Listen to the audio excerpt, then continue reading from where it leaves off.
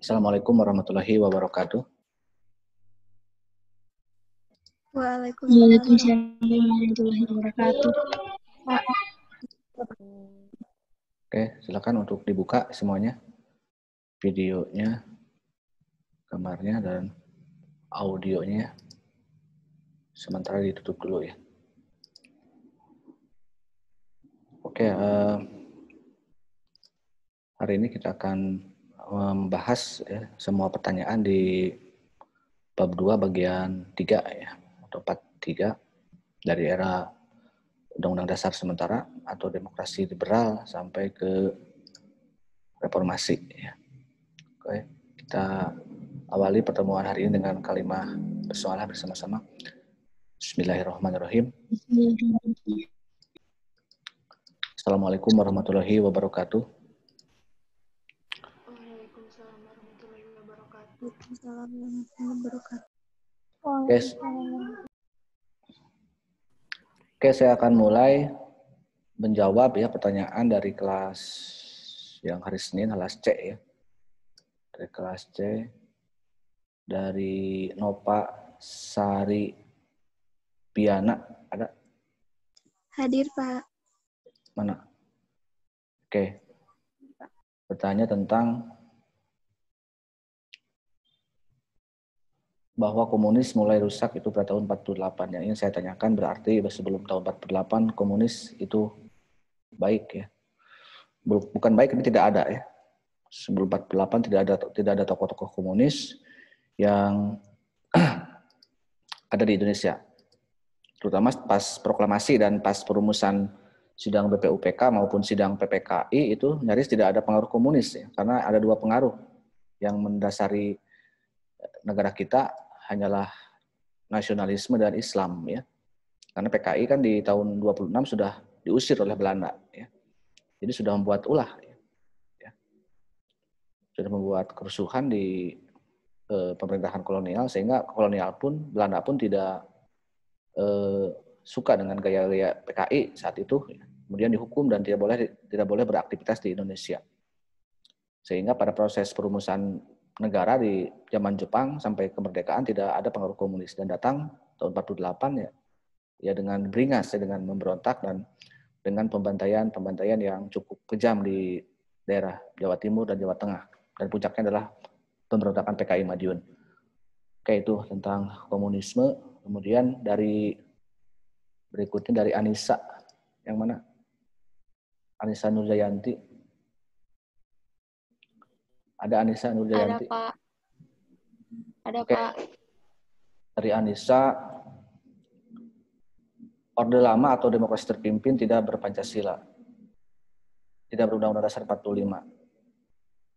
Lantas apa yang menjadi dasar pedoman saat itu?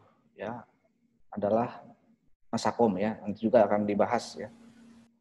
Itu pedomannya adalah Nasakom. Ya, itu pedoman yang digunakan oleh Soekarno. Dan puncak dari Nasakom ya adalah yang paling menonjol adalah komnya, itu komunismenya. Sehingga terjadilah pemberontakan 65 ya, G30 SPKI. Itu ya jawaban dari dari Anissa. Kemudian dari Dede Noviantri, yang mana ada Dede? Hadir, Pak. Hadir, Pak. Ada perbedaan konstituante dan mengenai ideologi. Apa perbedaan ideologi Islam, nasionalis, dan komunis ya. Islam yang pernah saya sampaikan pada minggu lalu sebenarnya ya, bahwa Islam adalah bukan hanya sebatas nilai spiritual atau agama atau pandangan manusia terhadap Tuhan, hubungan manusia dengan individu dengan Tuhannya, atau keyakinan, nilai religius, tapi sebagai sebuah agama, Islam juga adalah sebuah nilai yang memang bisa dijadikan landasan dalam perjuangan baik itu untuk negara ya maupun untuk masyarakat. Sehingga ada ormas Islam ya, ada partai Islam. Dan itu di Indonesia dibolehkan ya, tidak ada larangan mengenai agama yang dijadikan sebagai landasan dalam berideologi. Walaupun memang banyak orang yang tidak paham ya, banyak orang yang tidak suka terhadap agama ya. Tapi secara hukum tidak ada larangan, karena di kita partai-partai agama apalagi Islam itu sah ya untuk menjadikan landasan dalam berpolitik maupun dalam bermasyarakat. Oke, itu ya. Kalau nasionalisme adalah paham yang kebangsaan ya yang memang cikal bakalnya dari humanisme barat ya, yang melahirkan liberalisme, kebebasan, kemudian kemerdekaan ya, sehingga mulailah rasa cinta tanah air ya. Itu nasionalisme. Jadi konsep negara yang memang banyak dianut oleh semua negara saat ini ya di zaman modern adalah nasionalisme. Kemudian kalau komunisme itu adalah ideologi yang lawan dari nasionalisme sebenarnya, lawan dari liberalisme gitu. Karena menolak individualisme dari paham Marxis kemudian sosialis dan menjadi komunis. Itu ya, jadi nanti ada bab khusus mengenai ideologi di bab 4 di setelah dasar negara. Oke, itu dari Dede ya. Kemudian yang selanjutnya dari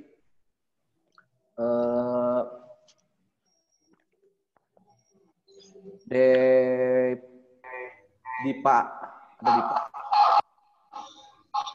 Dipa, mana namanya? Dipa Ratri Dwi Safira. Ada? Oke, Dipa tentang membenci liberal ya. Ya, Soekarno memang membenci liberal, Inggris, Belanda, dan sebagainya. Bukannya Amerika yang berideologi liberal itu sudah membantu Indonesia dalam mengusir Jepang. Ya. Pada proses ada pengusiran ke Jepang ya, cek coba dalam sejarah tidak ada Amerika mengusir Jepang. Karena Jepang itu kalah bukan di Indonesia, kalah Jepang itu adalah di negaranya, di bom atom di Hiroshima Nagasaki. Ya. Jadi tidak ada balas budi kita tidak perlu balas budi ke Amerika Serikat karena mereka membom Hiroshima Nagasaki bukan membantu Indonesia, tapi untuk mengalahkan Jepang sebagai lawan perang di Perang Dunia Kedua. Jadi tidak ada alasan ke sana. Makanya kita merdeka itu karena rahmat Allah yang Maha Kuasa, gitu kan. Memang suatu keuntungan ya, tapi bukan suatu keuntungan, tapi bukan berarti ada kerjasama. Karena pada akhirnya kalau nanti Jepang kalah, Amerika akan balik lagi, gitu kan? Sekutu akan balik lagi dan terbukti kan adanya agresi militer 1, 2 itu bukti bahwa setelah mengalahkan Jepang, kaum liberal ingin lagi menjajah Indonesia. Tuh. Jadi itu ya. Oke, dari selanjutnya dari Khofifah ada? Pak. Soekarno sempat memaksakan diri untuk menjadi presiden seumur hidup. Apa latar belakang ini? Masa jabatannya seumur hidup. Mohon penjelasannya. Nanti sebenarnya ini kan dari dekret presiden ya. Kegagalan Orde Liberalis, Demokrasi Liberal dalam membuat undang-undang dasar yang baru. Kemudian Soekarno akhirnya membentuk Nasakom dan bermain politik secara individu ya. Atau untuk kepentingan individunya di Orde Lama. Jadi ini itu alasannya. Karena memang kegagalan demokrasi liberal sehingga Soekarno ingin menerapkan demokrasi yang lawannya liberal yaitu otoriter ya itu. Yang tidak lagi bebas. Dan itu terbukti nanti di Orde Lama. Oke, nanti akan saya perkuat lagi dengan alasan-alasan lain ya untuk menjawab karena ini saya harus satu persatu tapi harus ada bahasan yang fokus nanti. Dari Dina Sepiana ada? Ada, Pak. Menit ke-10. Soekarno bertandang ke luar negeri untuk bertemu Presiden Sauer. Beliau dibuatnya menunggu berjam-jam dan menganggap hanya seorang presiden dari negara kecil. Ketika hendak berkunjung ke Soviet, dia lebih dihargai ya, dengan gelarnya Semarpet Merah. Mengapa demikian?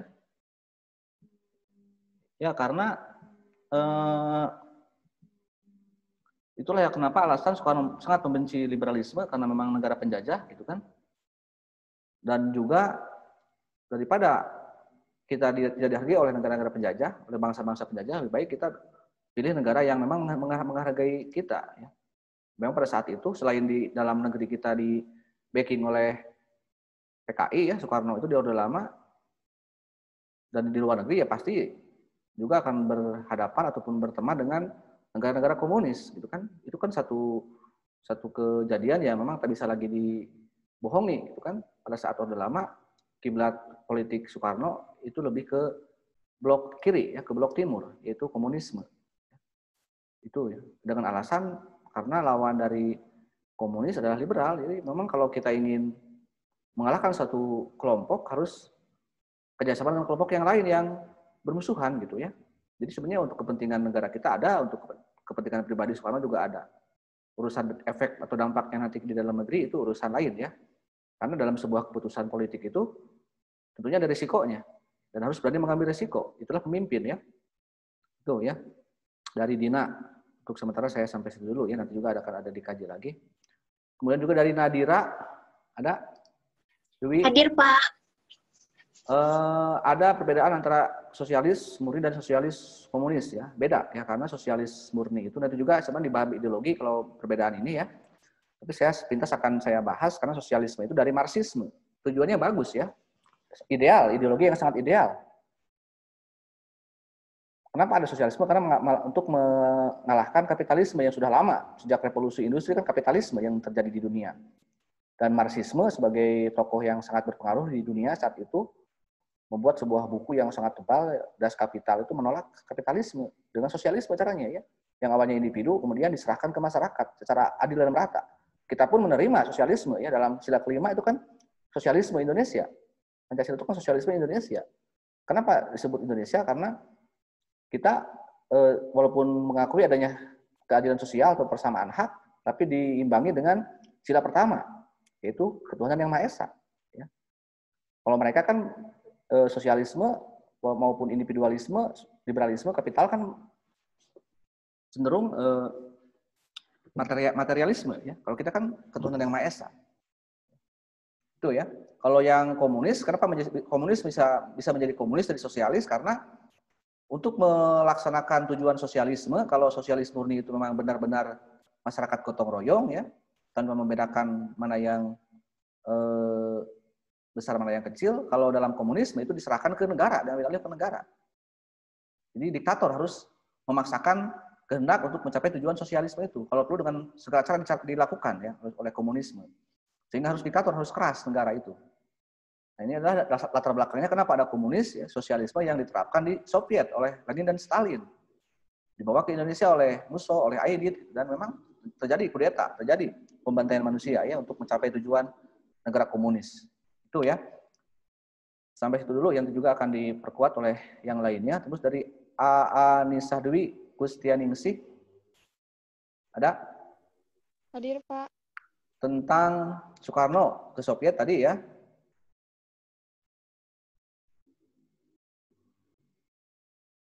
Oke, jadi memang Soviet itu butuh ya, karena ideologi liberal maupun komunis pada saat Perang Dingin ya, setelah Perang Dunia Kedua, mereka sama-sama punya kepentingan untuk menyebarluaskan ajaran ideologinya supaya negara-negara itu berpihak pada komunis maupun kepada liberal, kepada Amerika maupun kepada Soviet. Dan ketika misalnya Indonesia lebih condong ke Soviet ataupun ke poros Peking ya, karena kan ada 3 negara besar, ada 3 partai besar di dunia saat itu. Ada partai Soviet, komunis Soviet, ada partai komunis Cina, ada partai komunis Indonesia. Setelah pemilu 55. Dianggap poros penting ya. Makanya Soekarno sering berkunjung ke negara-negara komunis ya. Seperti ke Kuba ya, ke Fidel Castro, ke Che Guevara gitu. Jadi itulah ya gaya politik di era Orde Lama yang memang untuk kepentingan politik internasional ya. Memang tujuannya Soekarno sebenarnya untuk melawan, untuk menghadapi Amerika Serikat yang memang sebagai negara penjajah. Oke, itu dulu ya dari Anisah, terus dari dulu Erpina. Undang-Undang Dasar 45 kembali lagi ya. Tapi tidak bisa dilaksanakan dengan baik karena Soekarno diktator dan inkonstitusional. Betul. Apa yang membuat Soekarno diktator dan konstitusional? Oke, saya minta Anda semuanya baca buka bukunya. Pemilu 55 ya. Sidang konstituante.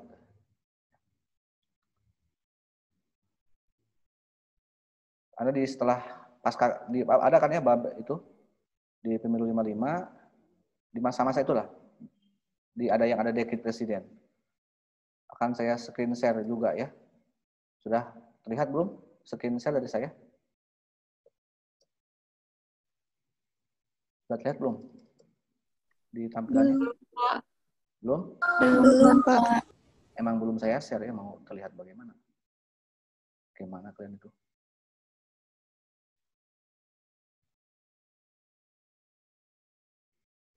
Nah, bahwa setelah kita ke pemilu 55 ya, Setelah kita kembali lagi menjadi negara kesatuan Republik Indonesia di tahun 50, kejadian yang terjadi tidak langsung ke UUD 45, tetapi kita malah menggunakan UUDS ya, tahun 50 atau Undang-Undang Dasar Sementara 50. Karena di sana ada kata sementara ya. Tahu kan arti sementara itu apa? Apa sih arti sementara? Tidak selamanya. Tidak selamanya ya. Hanya singgah sejenak.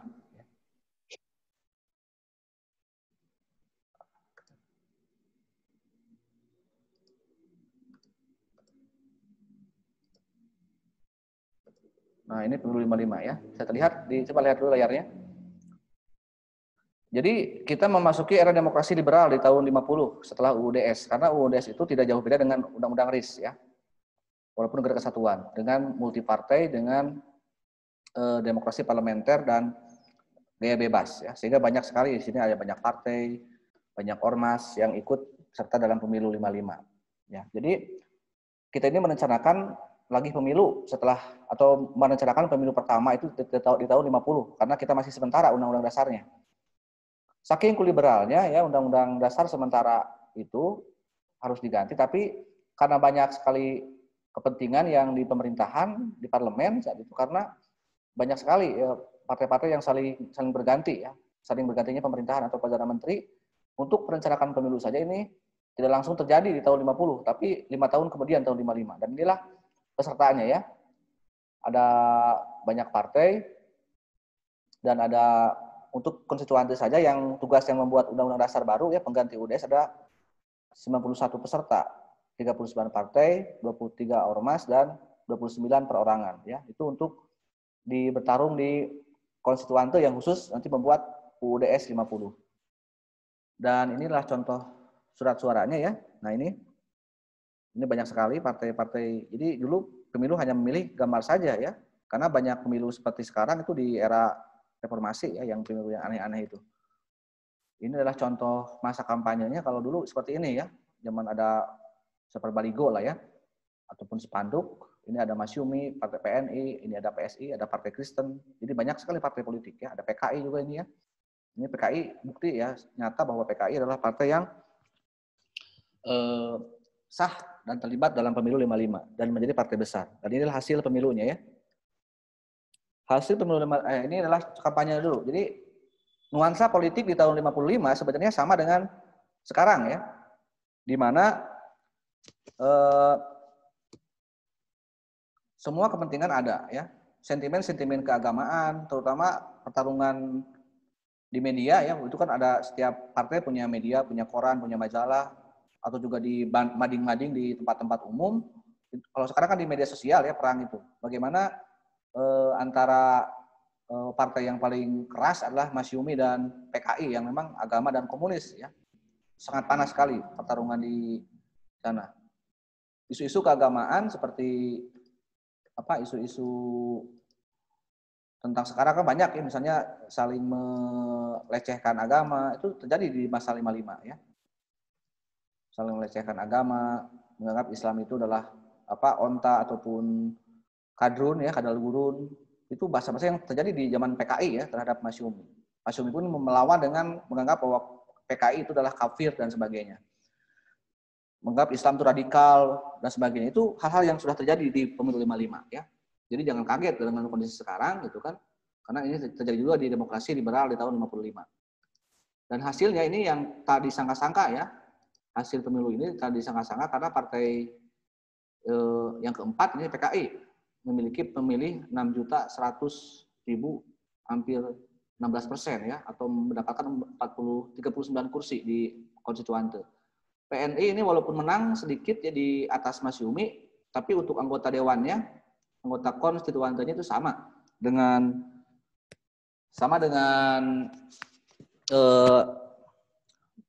Masyumi dan PNI sama 57 ya, dan 45 ini adalah suara untuk NU ya.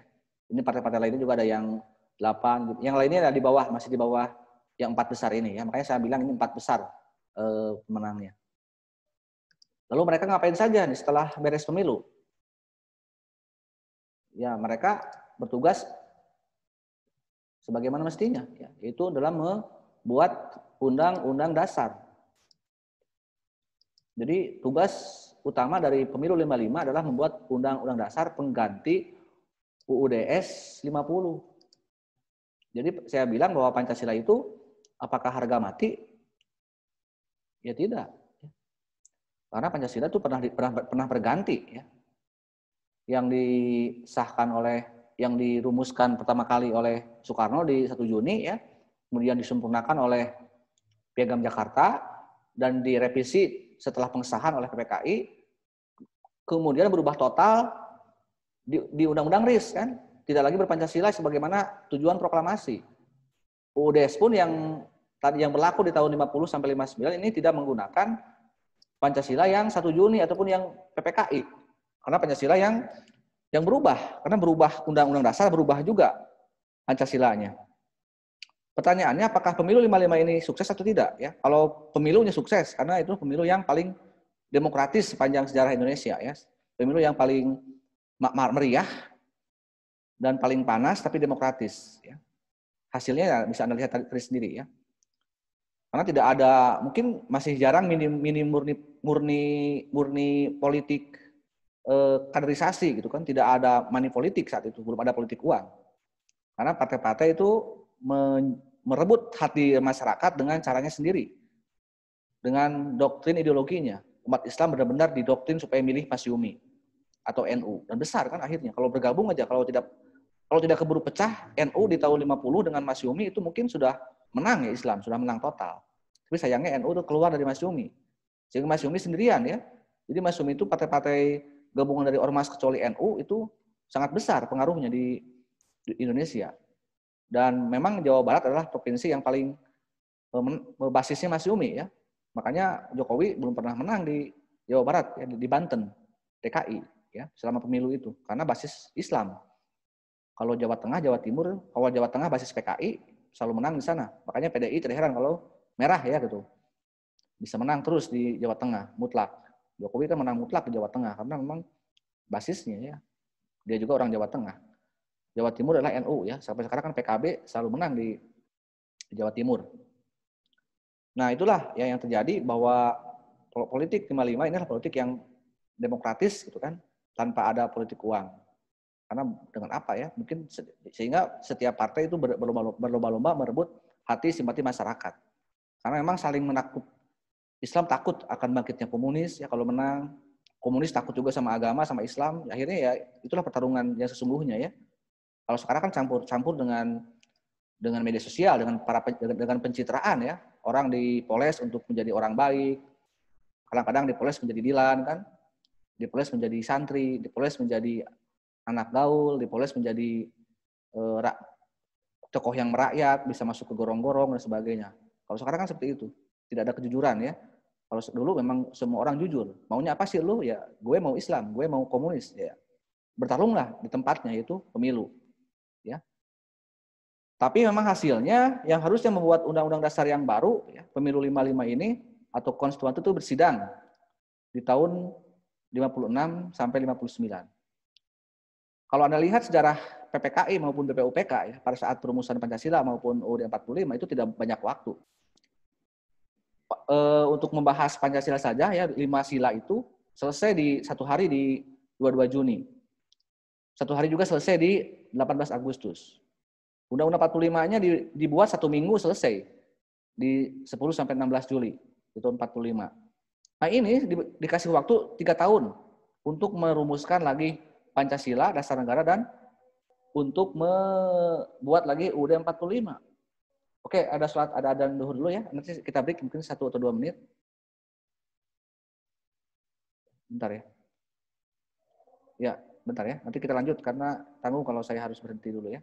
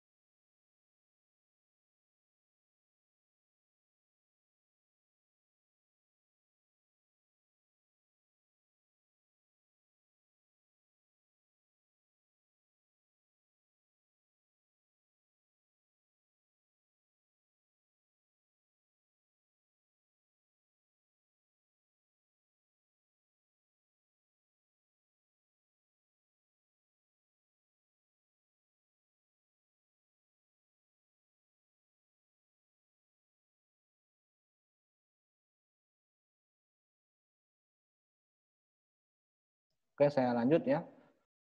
Jadi mulailah bersidang dengan 4 fraksi besar ya. PNI, Masyumi, NU, dan PKI. Dan 3 paham ya yang ada di sana, Islam, nasionalisme, dan komunisme. Dan mereka malah berdebat ya. Jadi kan kalau mau membuat undang-undang dasar harus ada dasarnya, harus ada pembukaannya, ada rumusan dasarnya. Mau apa nih dasar negara kita? Sama dengan pada saat BPUPKI kan, BPUPK itu kan waktu Dr. Rajiman itu memulai sidang dengan pertanyaan apa dasarnya. Nah itu diulang lagi ya, jadi peristiwa konstituan itu mengulang lagi mau apa dasar negara kita. Dan memang yang muncul akhirnya dua pilihan ya. Silakan mau pilih aku atau dia ya, kalau misalnya perempuan itu, kalau ada laki-laki itu ya. Mau saya atau dia. Nah yang muncul adalah 2 pilihan ya, antara Islam dan Pancasila, Islam dan nasionalisme. Dan semuanya berdebat di sana ya. Sampai selama 3 tahun bayangkan mau memilih Islam dan Pancasila tidak ada yang terpilih satupun ya. Tapi memang di sana terjadi pertarungan hebat ya, karena semua tokoh-tokoh di 55 itu sama hebatnya dengan tokoh-tokoh di 45 ya. Sama-sama hebat karena mereka berpendidikan dan punya kejujuran yang saya bilang tadi, punya kapasitas untuk menjadi seorang anggota dewan itu ya. Tidak dengan modal uang saja, karena modal kemampuan ya. Karena mereka mana banyak uang ya dulu zaman-zaman dulu gitu. Sehingga pas bertarung di konstituante ya mereka bertarung ideologi, bertarung intelektualnya. Dan memang tidak ada yang bisa memungkiri ya tokoh-tokoh PKI itu orang hebat-hebat. Secara mereka semuanya lulusan luar negeri, lulusan Uni Soviet kuliahnya ya. Mungkin punya berapa pemahaman bahasa, pemahaman agama pun mereka pasti paham ya. Bagaimana cara untuk mengalahkan agama juga mereka pasti tahu. Karena mereka juga orang tuanya pasti beragama ya. Banyak sekali anak-anaknya Masyumi dari PKI itu. Dan memang yang paling keras ya dialog debat itu antara Aidit dan Muhammad Nasir dari Masyumi. Yang teman Soekarno waktu di Bandung kan Muhammad Nasir. Di sana mereka berdebat ya panas. Islam itu bagaimana? Apa alasan kenapa harus Islam dan sebagainya? Dilawan dengan Aidit, kenapa juga harus komunis dan sebagainya. Di sana pertarungan yang luar biasa ya. Mereka tidak membawa kerenah pribadi. Makanya saya bilang kalau Anda bertarung secara intelektual, pertama di tempatnya ya kalau kita di ruang kuliah, kita bertarung di sini secara intelektual ya dengan teman, dengan dosen itu silahkan. Tapi dengan menyerang pribadinya ya. Pribadi itu ya karakter pribadinya misalnya. Berdegong, Mas, Bapak berdegong misalnya, goreng adat dan sebagainya. Itu jangan ke sana, tapi ke pendapat saya apa, pendapat kalian bagaimana? Itu yang harusnya gitu kan. Dalam proses perdebatan ya. Dari NU juga ada Idham Khalid ya. Banyak sekali tokoh-tokoh hebat di era 55 ya. Jauh lah dengan generasi sekarang ya. Karena yang terpilih itu belum tentu orang yang berkualitas. Yang penting punya banyak uang, para artis punya popularitas bisa terpilih kan. Bisa mengalahkan profesor mungkin yang sudah siap untuk menjadi anggota DPR atau MPR. Itulah ya kehebatan di generasi itu. Tapi sayang ya, jadi mereka bedanya dengan generasi 45, mereka hanya berdebat saja kemampuannya. Tidak bisa mencapai kata mufakat. Kalau dalam demokrasi Pancasila, kalau misalnya Anda bermusyawarah nih, Anda janganlah, kalau Anda ingin bermusyawarah memilih keputusan kelas atau keputusan angkatan, atau nanti Anda punya aktif di organisasi, jangan dulu ingin main voting ya. Kita pilih mana suara terbanyak, jangan dulu. Musyawarah dulu. Sama dengan proses di PPKI kan. Ketika Islam Piagam Jakarta itu dirubah lagi, kemudian diprotes oleh orang-orang timur yang non-Islam kan, itu tidak voting, tapi dengan cara musyawarah. Menerima nggak umat Islam kalau dihapus Piagam Jakarta? Kan akhirnya menerima dengan kesungguhan hati, dengan keikhlasan. Itulah generasi 45. Tapi generasi 55 memang tidak sampai ke mufakat itu, ya. Semuanya kekeh pada pendiriannya. Pada Islam, pada nasionalis, pada komunis. Ya, tetap ya. Yang Pancasila ingin tetap Pancasila, yang ingin Islam tetap ingin Islam. Tidak ada sama sekali keputusan yang pasti. Daripada misalnya tidak mencapai kata mufakat, oke lah, kita voting. Akhirnya jadi jalan terakhir ya. Dalam demokrasi Pancasila di Indonesia, voting itu adalah jalan terakhir. Kalau tidak nyampe kata mufakat. Akhirnya mau tidak mau itu dengan voting, tapi uniknya ya, Masyumi sebagai satu-satunya partai yang memperjuangkan Islam di konstituan itu tidak kalah. Itu ya. Jadi antara Islam dan Pancasila tidak mencapai kata mufakat, Di voting pun dipilih suara terbanyak tidak ada yang mencapai syarat untuk menang. Sehingga bingung, coba mau bagaimana ya. Di dalam kondisi bangsa saat itu di kaum elit, di kalangan MPR tidak mencapai kata mufakat. Sedangkan keempat partai itu punya massa banyak ya. Coba PKI ya dulu partai keempat saja suaranya bisa 6 juta. Dengan cara apa coba? Berarti kan benar-benar orang yang milih PKI itu benar-benar yakin akan PKI-nya. Kalau sekarang kan kita bingung ya, apakah sekarang pemilih di reformasi, apakah orangnya rasional nggak sih yang memilih partai yang menang, atau hanya terbawa arus karena dipengaruhi oleh media? Mungkin kalau sekarang banyak pengaruh media gitu kan. Bahkan yang punya media pun seperti Haritanu ya. Haritanu yang punya MNC Group, dia kan punya partai di pemilu kemarin tidak ikut. Coba apakah nyampe nggak? Lolos nggak 10 besar? Atau parlementer resort? Tidak ya. Dia punya semua media di Indonesia paling banyak, di luar Bakri mungkinnya dan tokoh-tokoh lain. Tapi kan akhirnya Perindo pun hanya 1 juta kurang ya pemilihnya, atau 2 juta kurang, saya lupa lagi hasil pemilu kemarin. Ini PKI punya 6 juta ya di tahun itu. Sulit untuk sekarang, kalau 6 juta kali 100.000 aja, berapa modalnya ya kalau itu dengan hitungan politik uang. Jadi butuh biaya banyak untuk mendapatkan 1 juta atau 6 juta orang itu. Bayangkan di tingkat elit, harusnya kan mereka lebih bisa mengendalikan ya emosi, harusnya lebih bisa bermusyawarah, tapi kan tidak faktanya. Itu kalau itu dibiarkan ya di parlemen, di konstituante itu tidak ada kata mufakat, bagaimana di masyarakatnya? Coba. Kalau di atasnya para pimpinan tidak mau berdamai. Masih mending kan mereka berdebat di ranah intelektual ya. Ketika misalnya antara Aidit dan Muhammad Nasir berdebat, mereka hanya berdebat di tempatnya berdebat, yaitu di panggung politiknya, di pas jam sidang.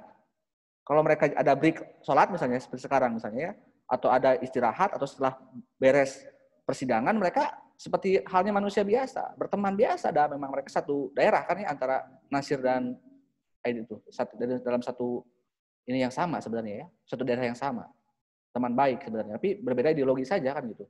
Itulah ya cara sekarang mungkin orang tidak sehebat itu ya cara pola politiknya. Sekarang ya tambah baperan ya.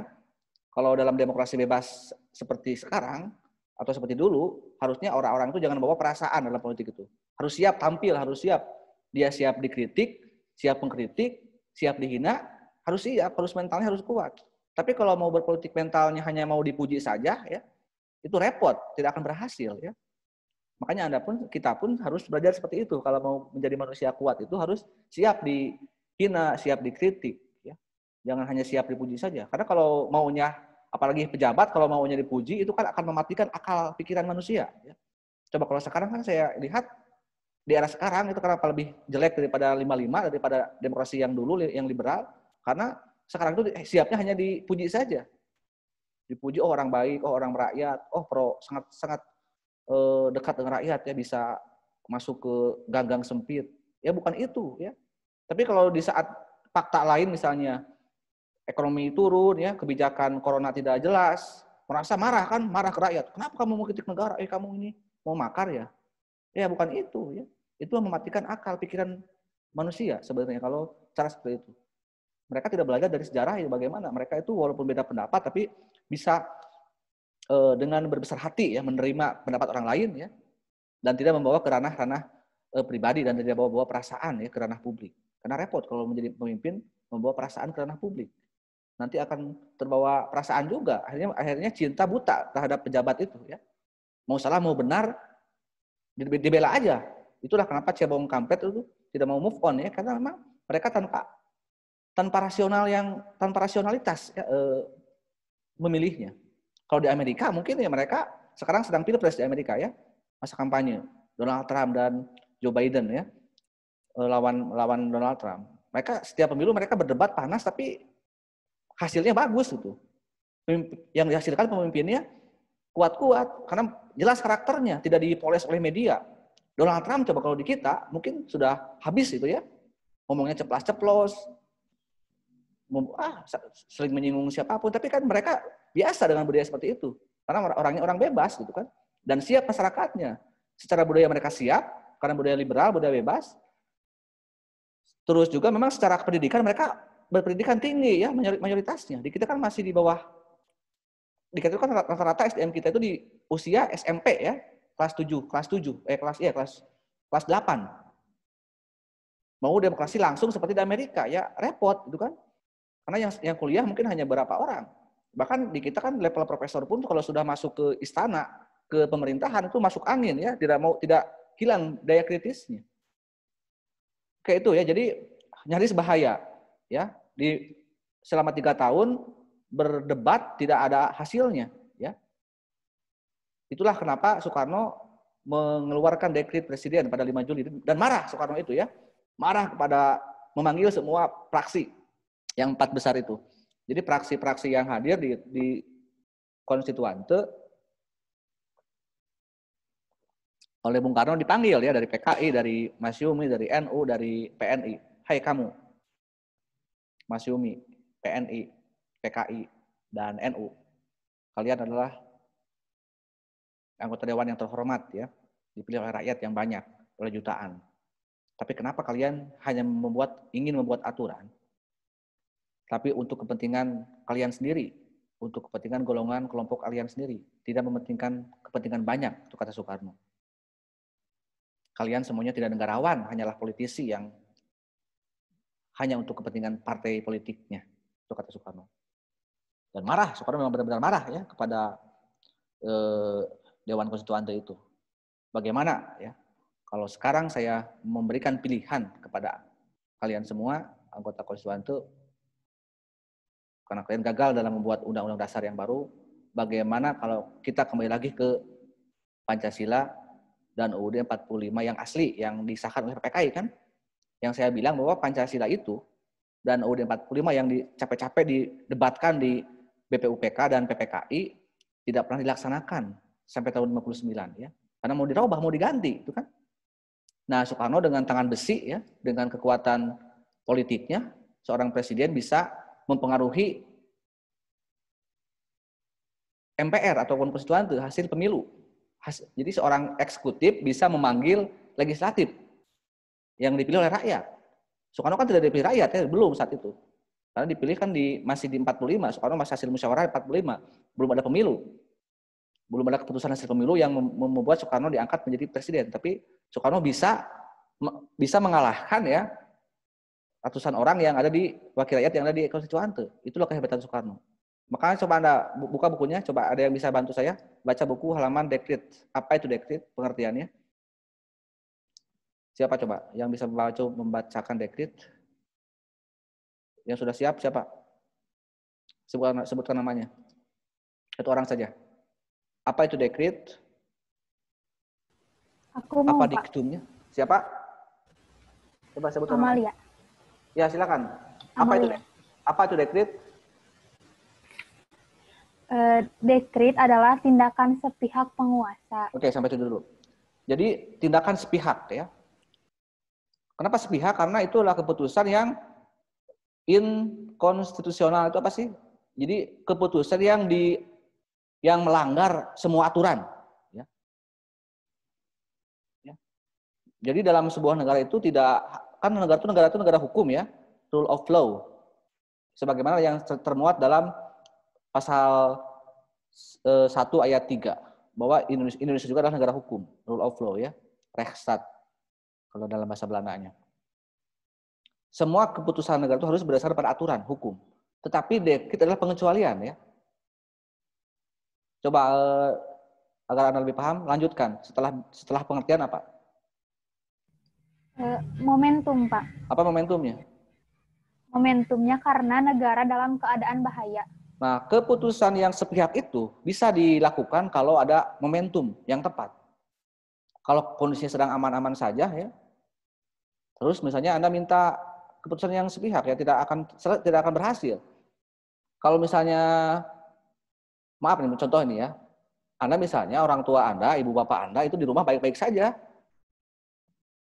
Tiba-tiba Anda sebagai anaknya minta kepada bapak, "Pak, tolonglah ceraikan ibu," misalnya. Padahal dalam kondisi baik-baik saja. Kira-kira itu bisa nggak? Tercapai nggak? kondisi keluarga sedang harmonis, tiba-tiba Anda minta cerai, orang tua Anda minta supaya bapak Anda menceraikan ibu Anda. Bisa nggak kira-kira seperti itu? Bisa nggak kira-kira? Ya, itulah caranya. Kenapa dulu dekret itu bisa berhasil? Karena ada momentum yang tepat. Bahaya. Apa bahaya tadi ya saya bilang? Negara terancam terpecah belah. Karena di kalangan elitnya belum berdamai, belum bersepakat di sidang-sidang PP. Padahal waktunya kan lama ya, 3 tahun tidak berdamai dalam tanda kutip ya, tidak mau bersepakat, bermufakat. Itulah kenapa Soekarno bisa seperti itu ya. Jadi akhirnya Soekarno memutuskan ya dengan tangan besinya saat itu untuk mengeluarkan dekret presiden. Lalu lanjutkan setelah momentum apa? Ada diktum, Pak. Apa diktum itu? Diktum atau isi Isinya yang apa, pertama, bubarkan konstituante. Yang kedua, kembali pada Undang-Undang Dasar 1945. Yang ketiga, segera bentuk MPRS dan DPAS. Jadi itu ada tiga isi ya. Coba bayangkan ya. Seorang presiden membubarkan konstituante. Hai kamu, bubar aja lah. Kamu tidak bisa bekerja. Seorang presiden membubarkan MPR, coba. Itu benar nggak secara undang-undang? Itu keliru ya. Tapi kan tadi alasannya bahaya. Kalau tidak ada momentum yang bahaya, tidak akan mungkin Soekarno membubarkan tiba-tiba konstituante. Daripada kamu tidak bisa bekerja, kamu bubarkan saja. Itulah yang disebut dengan keputusan yang sepihak ya, tanpa kecuali. Terus yang kedua adalah kembalikan lagi, coba seorang presiden mengembalikan undang-undang dasar. Itu kan bukan wewenang presiden, itu wewenang MPR, wewenang konstituante. Kenapa tidak konstituante yang mengeluarkan itu? Karena tidak mampu dia. Kalau seandainya gitu ya, kalau seandainya konstituante tidak bisa berdebat menghasilkan keputusan di dasar negara Islam ataupun Pancasila, harusnya mereka juga sebelum Soekarno duluan untuk mengambil alih, harusnya oke lah, kita kan tidak mampu nih berdebat, maka kita pakai yang lama aja lah, yang undang-undang yang 45. Tapi kan tidak kesana pemikirannya, yang bisa berpikir kesana hanya Soekarno. Itulah kenapa Soekarno tokoh yang paling hebat ya, yang paling lengkap sepanjang sejarah Indonesia. Dia kan punya kemampuan segalanya, jadi lengkap lah dibandingkan dengan yang lain ya. Dia punya intelektualitas, punya daya tarik ya. Perempuan banyak yang terpincut, ya. Dia setiap generasi dia punya istri ya. Mau apa lagi coba? Mungkin banyak orang yang hebat gitu ya, orang yang cerdas, tapi kan tidak ganteng seperti Soekarno mungkin. Tidak punya karisma seperti Soekarno. Ada juga orang yang tokoh-tokoh hebat ya, yang tampilan mungkin lebih gagah daripada Soekarno, lebih ganteng. Tapi mungkin dia masih kalah cerdasnya oleh Soekarno. Itulah kenapa Soekarno lebih lengkap formasinya ya. Dia selain dia gagah, ganteng, dan kecerdasan dan kemampuan karisma dalam memimpin negara, punya ketegasan. Dan yang ketiga adalah membuat MPRS dan DPS sementara. Siapa yang membuatnya? Soekarno sendiri. Ternyata ya, setelah membubarkan anggota MPR yang lama yang gagal itu, Soekarno menunjuk orang-orang yang kamu lah, mau nggak jadi anggota MPR? Mau lah. Kamu mau nggak? Mau. Yang dia milih orang yang kira-kira mau dan bisa mendukung dia. Itulah kenapa nanti Orde Lama Soekarno aman ya. Saya ingin menjadi presiden seumur hidup. Kira-kira bagaimana? Setuju nggak ini kamu MPR? Kan itu keluar TAP MPR. Pengangkatan Soekarno sebagai presiden seumur hidup. Itu salah satunya ya. Karena memang cara politik seperti itu. Terus yang berikutnya apa? Setelah diktum apa? Konsideran, Pak. Apa konsideran? Coba bacakan. Piagam Jakarta atau Syariat Islam menjiwai Undang-Undang Dasar 1945. Ya, tolong Anda catat ya. Kalau Anda ingin paham Pancasila sebagai generasi milenial ya, di sini ada yang non-Islam. Cung yang non-Islam. Nanda, kamu non-Islam? Nanda, sedang suara saya. Nanda, kamu Islam bukan? Maaf, di sini Mana, Pak? Di sini ada yang non-Islam nggak? Di Gizi ada yang non-mus? Semuanya Muslim? Semuanya Muslim? Jujur aja. Atau ada yang ateis di sini? Ada yang ateis nggak? Ada yang Ahmadiyah? Ada yang Sunda Wiwitan? Ada yang ayat kepercayaan? Ya, saya juga kalau di kelas lain yang ada banyak non-muslimnya di ekonomi saya banyak sekali berhadapan dengan yang non-Islam. Bahkan di Kesmas itu ada yang non-Islam. Tapi saya mau ngomong terang-terangan aja ya. Jadi untuk paham Pancasila tolong Anda catat, pahami 1 Juni ya. Pahami 22 Juni, pahami 18 Agustus. Saya ulang lah. Pahami 1 Juni, pahami 22 Juni, pahami 18 Agustus dan dekret presiden 5 Juli 59. Maka Anda akan utuh apa itu Pancasila, bagaimana pelaksanaannya, bagaimana konsep dasarnya. Dan keputusan terakhir tentang Pancasila dan Undang-Undang 45 itu adalah di konsideran Soekarno di tahun 59 ya. Piagam Jakarta menjiwai Undang-Undang 45. Jadi begini, hei kamu PKI atau PN, Soekarno ini kan bertanya dulu juga ya, sebelum memutuskan dekret, Soekarno bertanya kepada semua praksi itu. Kamu setuju nggak dekret presiden? Kembali lagi ke Undang-Undang 45. Kata PNI setuju. Hei kamu PKI setuju nggak? Setuju. Bung. Kamu NU setuju nggak? Setuju. Nah, kamu nih Mas Yumi. Nih, kamu kan yang ngeyel nih, yang ingin Islam. Setuju nggak? Tidak, kata Mas Yumi. Kenapa tidak? Mas Yumi kan tegas ya.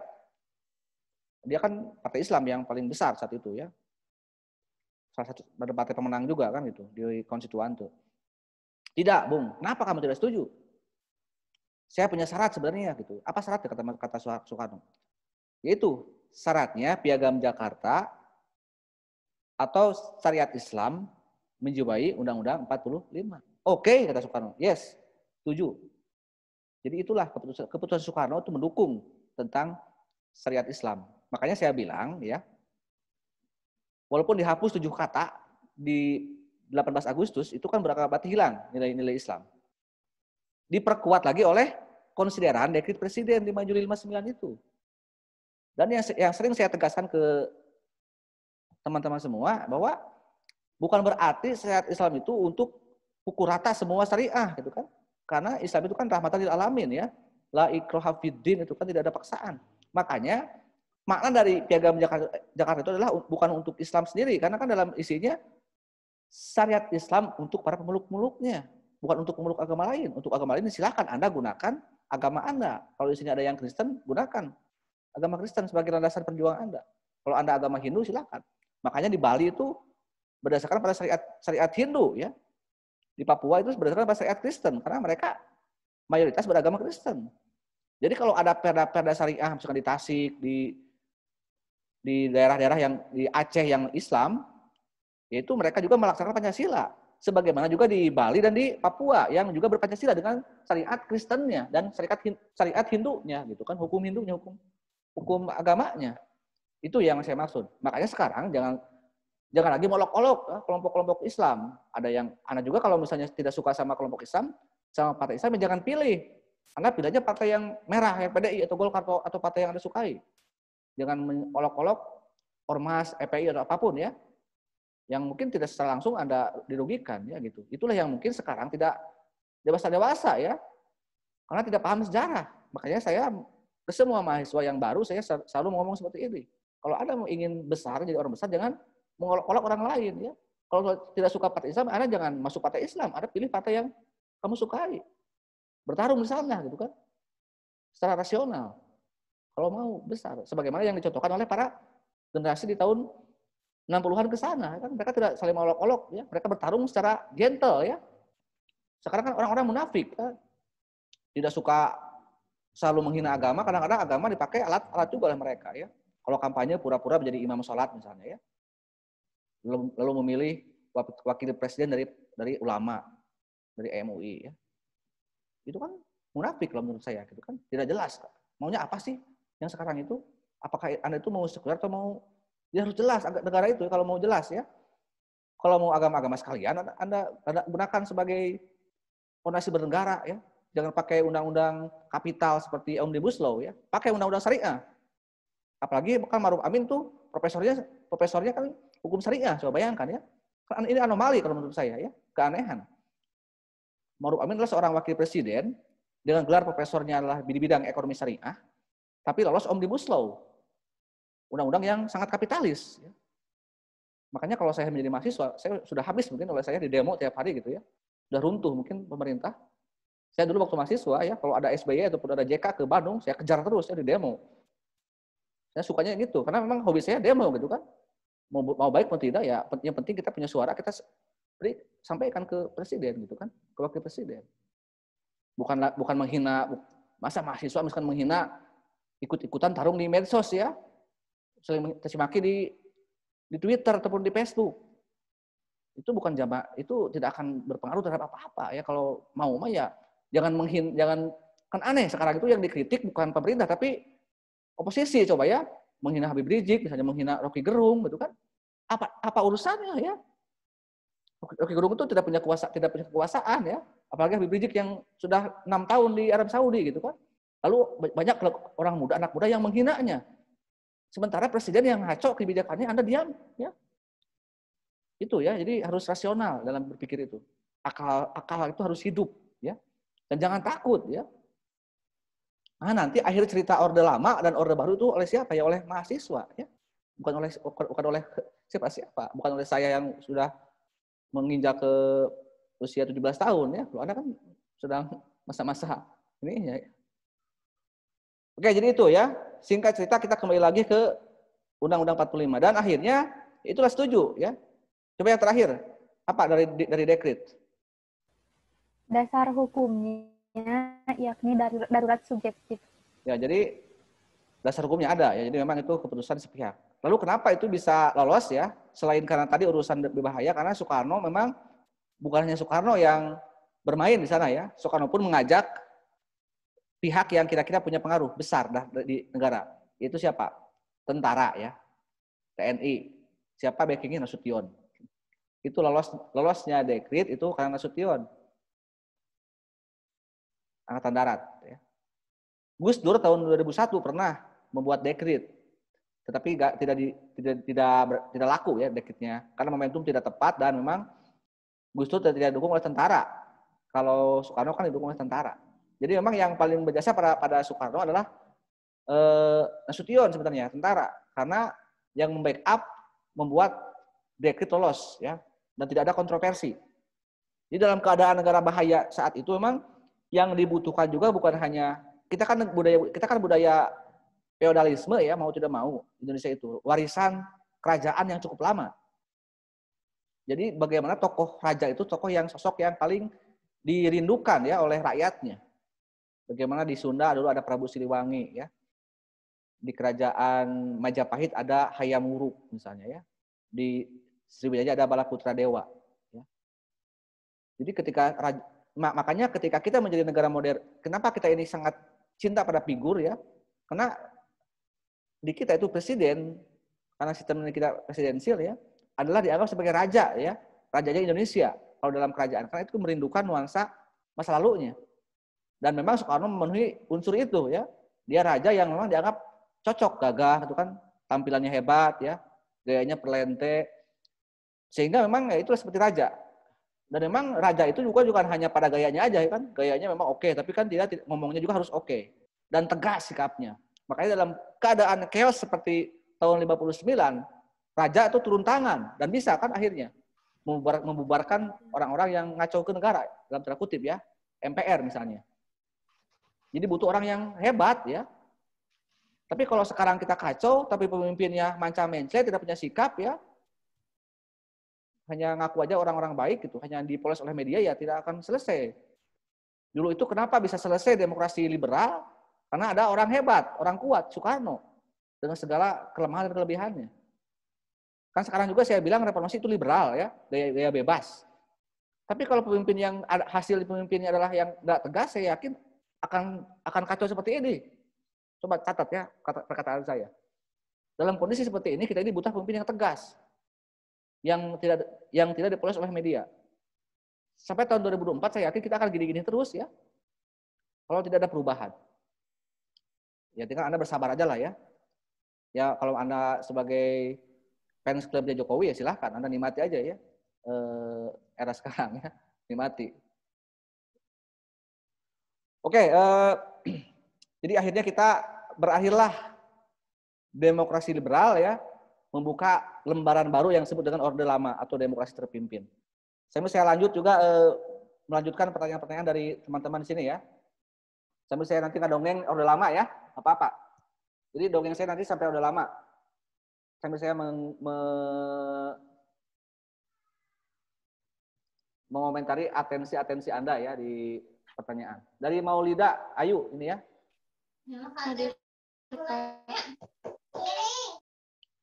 Soekarno tidak mau mengubarkan PKI karena telah berjasa, betul ya. Nah, ini juga akan saya lanjutkan ya.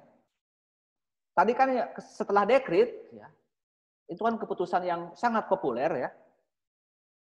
Dan penting bagi sejarah Indonesia karena itu momentum mengembalikan lagi Pancasila dan Undang-Undang 45. Keputusan populer, keputusan yang berat, tapi ingat ya, seorang pemimpin itu harus punya ketegasan, harus punya keputusan yang dianggap itu baik, walaupun beresiko, dan harus siap menerima resikonya itu.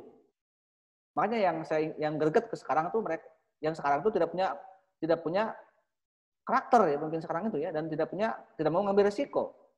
Kalau Bung Karno dulu dia siap mengambil resiko. Dan ingat ya, tidak semua pihak akan puas dengan kebijakan negara itu. Ya nggak peduli, jangan pedulikan siapapun. Yang penting saya mau begini, dan saya iya kan presidennya kan gitu. Saya iya kan yang memutuskan, saya yang akan bertanggung jawab terhadap negara ini. Itulah Soekarno. Ya. Dan memang secara dari ketiga partai atau ketiga ideologi yang ada saat itu ya, atau dari keempat partai yang ada di saat dekret itu kan ada 4 partai besar, ada Masyumi, ada PKI, ada NU, ada PNI. Walaupun yang paling berjasa terhadap dekret adalah kalangan tentara ya, ABRI yang nanti akan menjadi dui fungsi ABRI. Jadi nanti ABRI akan membackup pemerintahan di MPRS ya. Jadi nanti itu setelah dekret, selain ada partai-partai politik, ada juga tentara yang masuk ke MPR atau dulu namanya MPRS. Karena itu cikal bakal adanya dui fungsi ABRI ya. Anda baca di Orde Baru ada dui fungsi ABRI ya, yang dihapus di reformasi. Tetapi ternyata yang paling diuntungkan yang tak ada hujan tak ada angin, yang tidak bermain secara ini. Jadi yang pihak yang paling diuntungkan dari dekret dari Orde Lama itu adalah PKI ya. Walaupun jasanya itu lebih besar Nasution daripada PKI waktu dekret.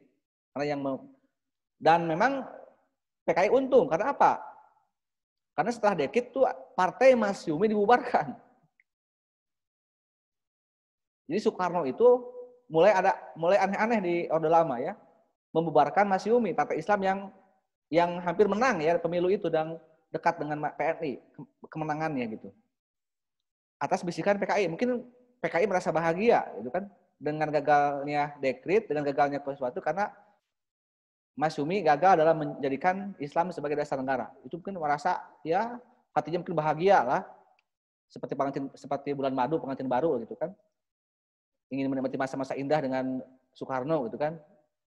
Jadi menjadi istri yang berikutnya dari Soekarno mungkin dianggap seperti itu ya waktu Orde Lama itu. Dan memang ya Islam sekali lagi itu sangat tertindas di Orde Lama. Karena apa ya? Soekarno sendiri itu lebih dekat ke komunis. Itulah kenapa muncul Nasakom ya di Orde Lama itu. Ya, jadi Soekarno, selama 4 tahun atau 59 sampai dengan 66 ya, itu Orde Lama, memang yang paling setia pada Soekarno, apapun kata Soekarno, mau apapun ya, mungkin dia mau nama istri gitu ya, dia mau menjadi presiden seumur hidup, dia mau apa, ya PKI mah yang paling mengiyakan gitu kan, tidak pernah menolak keinginan Soekarno. Coba kalau Anda nih, ada teman, ada pihak. Anda kan manusia punya nafsu ya, punya keinginan. Di sini manusia nggak, Cung yang manusia di sini. Ini yang hadir 80 orang ini manusia atau bukan? Anda punya nafsu nggak? Punya keinginan? Punya. Punya hasrat? Punya ambisi? Punya. Ya, berarti manusia ya. Sama, Soekarno juga manusia, dia punya hasrat. Punya nafsu, punya keinginan. Walaupun dia dianggap sebagai pendiri bangsa ya, the founding father, tokoh pergerakan yang semenjak usia mudanya itu dipantau ya oleh karyanya kan. Dari usia belasan tahun, waktu mahasiswa di Bandung, dia sudah berpikir tentang negara. Dan dia memang di usia menjelang 60-an ya, di tahun 65 itu kan dia usianya sudah hampir kepala 6. Kalau dalam teori psikologi itu kalau kita di balita ya di usia 5 tahun mungkin ya gitu. Apa yang diinginkan kan harus diikuti ya. Orang tua itu harus mengikuti keinginan anak kan. Karena kalau tidak diikuti akan nangis anak itu ya. Mau permen, mau es krim misalnya. Ya. Tapi belum minta kawin kalau anak kecil mah ya gitu. Nah, tapi nanti akan terulang lagi nanti di usia tua katanya ya, akan kembali menjadi anak-anak. Itu pula mungkin yang terjadi pada Bung Karno. Dia nyaris punya keinginan yang seperti anak kecil ya. Dan kalau tidak dituruti akan ngambek. Dan dari semua partai, semua pihak yang selalu menuruti keinginan Soekarno adalah PKI gitu. Jadi wajar ya, Anda punya teman di kuliah misalnya, teman setia Anda dalam masa suka duka itu teman setia Anda, tak peduli kondisinya, tak peduli dibully oleh siapapun, teman. Jadi memang itulah kenapa saking dekatnya gitu kan. Dan Soekarno memang itulah secara pribadi Soekarno merasa ditolong oleh PKI karena nyaris semua keinginannya dilaksanakan. Itu ya mungkin yang pertama jawaban dari untuk Maulida. Untuk Nabila, ada Nabila Al-Zahrani ada? Hadir, Yang Pak. mana? Soekarno dianggap presiden dari negara yang Indonesia yang kecil. Tadi sudah ya. Apa alasannya? Tadi ya, karena memang Soekarno di era Orde Lama, ini kan saya sedang ngadengin Orde Lama ya. Jadi memang Orde Lama itu Soekarno karena punya PKI di hatinya di dalam negeri, didukung oleh PKI, jadi keluar pun dia dengan PKI lagi gitu kan. Dia sering ngajak kalau dia ke luar negeri dia ngajak Aidit, ngajak tokoh-tokoh PKI untuk berkunjung ke negara-negara komunis ya. Itu secara politik wajar ya. Dan itu sejarah yang tak bisa diulang lagi kan itu. Walaupun Anda membantah, kata siapa Bapak? Ya sejarah ada kan, buktinya ada. Kan saya pernah menampilkan dengan video bagaimana sedang rapat kabinet ya. Ada anggota PKI, ada anggota apa di sana. Oke, itu dari Nabila ya. Dari Pania, Rifandi, Sopian mana? Hadir. Menit ke 10, 4:10. Selama udah lama, nah sekarang ya, 5966, Soekarno menjalankan sesuai dengan demokrasi terpimpin. Bukan pada, ya, jadi itulah yang saya katakan Soekarno itu, walaupun dia mengembalikan lagi Pancasila dan Undang-Undang 45 pada yang asli, tapi pada praktiknya tidak dijalankan oleh Soekarno. Dia malah mempraktekkan Nasakom. Jadi apa itu alasannya? Soekarno lebih melihat realita. Dan itu adalah kelanjutan dari pemilu 55 ya. Jadi Soekarno itu melihat nih, daripada dia pusing terhadap konsep Pancasila mungkin ya, yang sangat ideal, dia lebih melihat pada fakta. Apa faktanya di sana?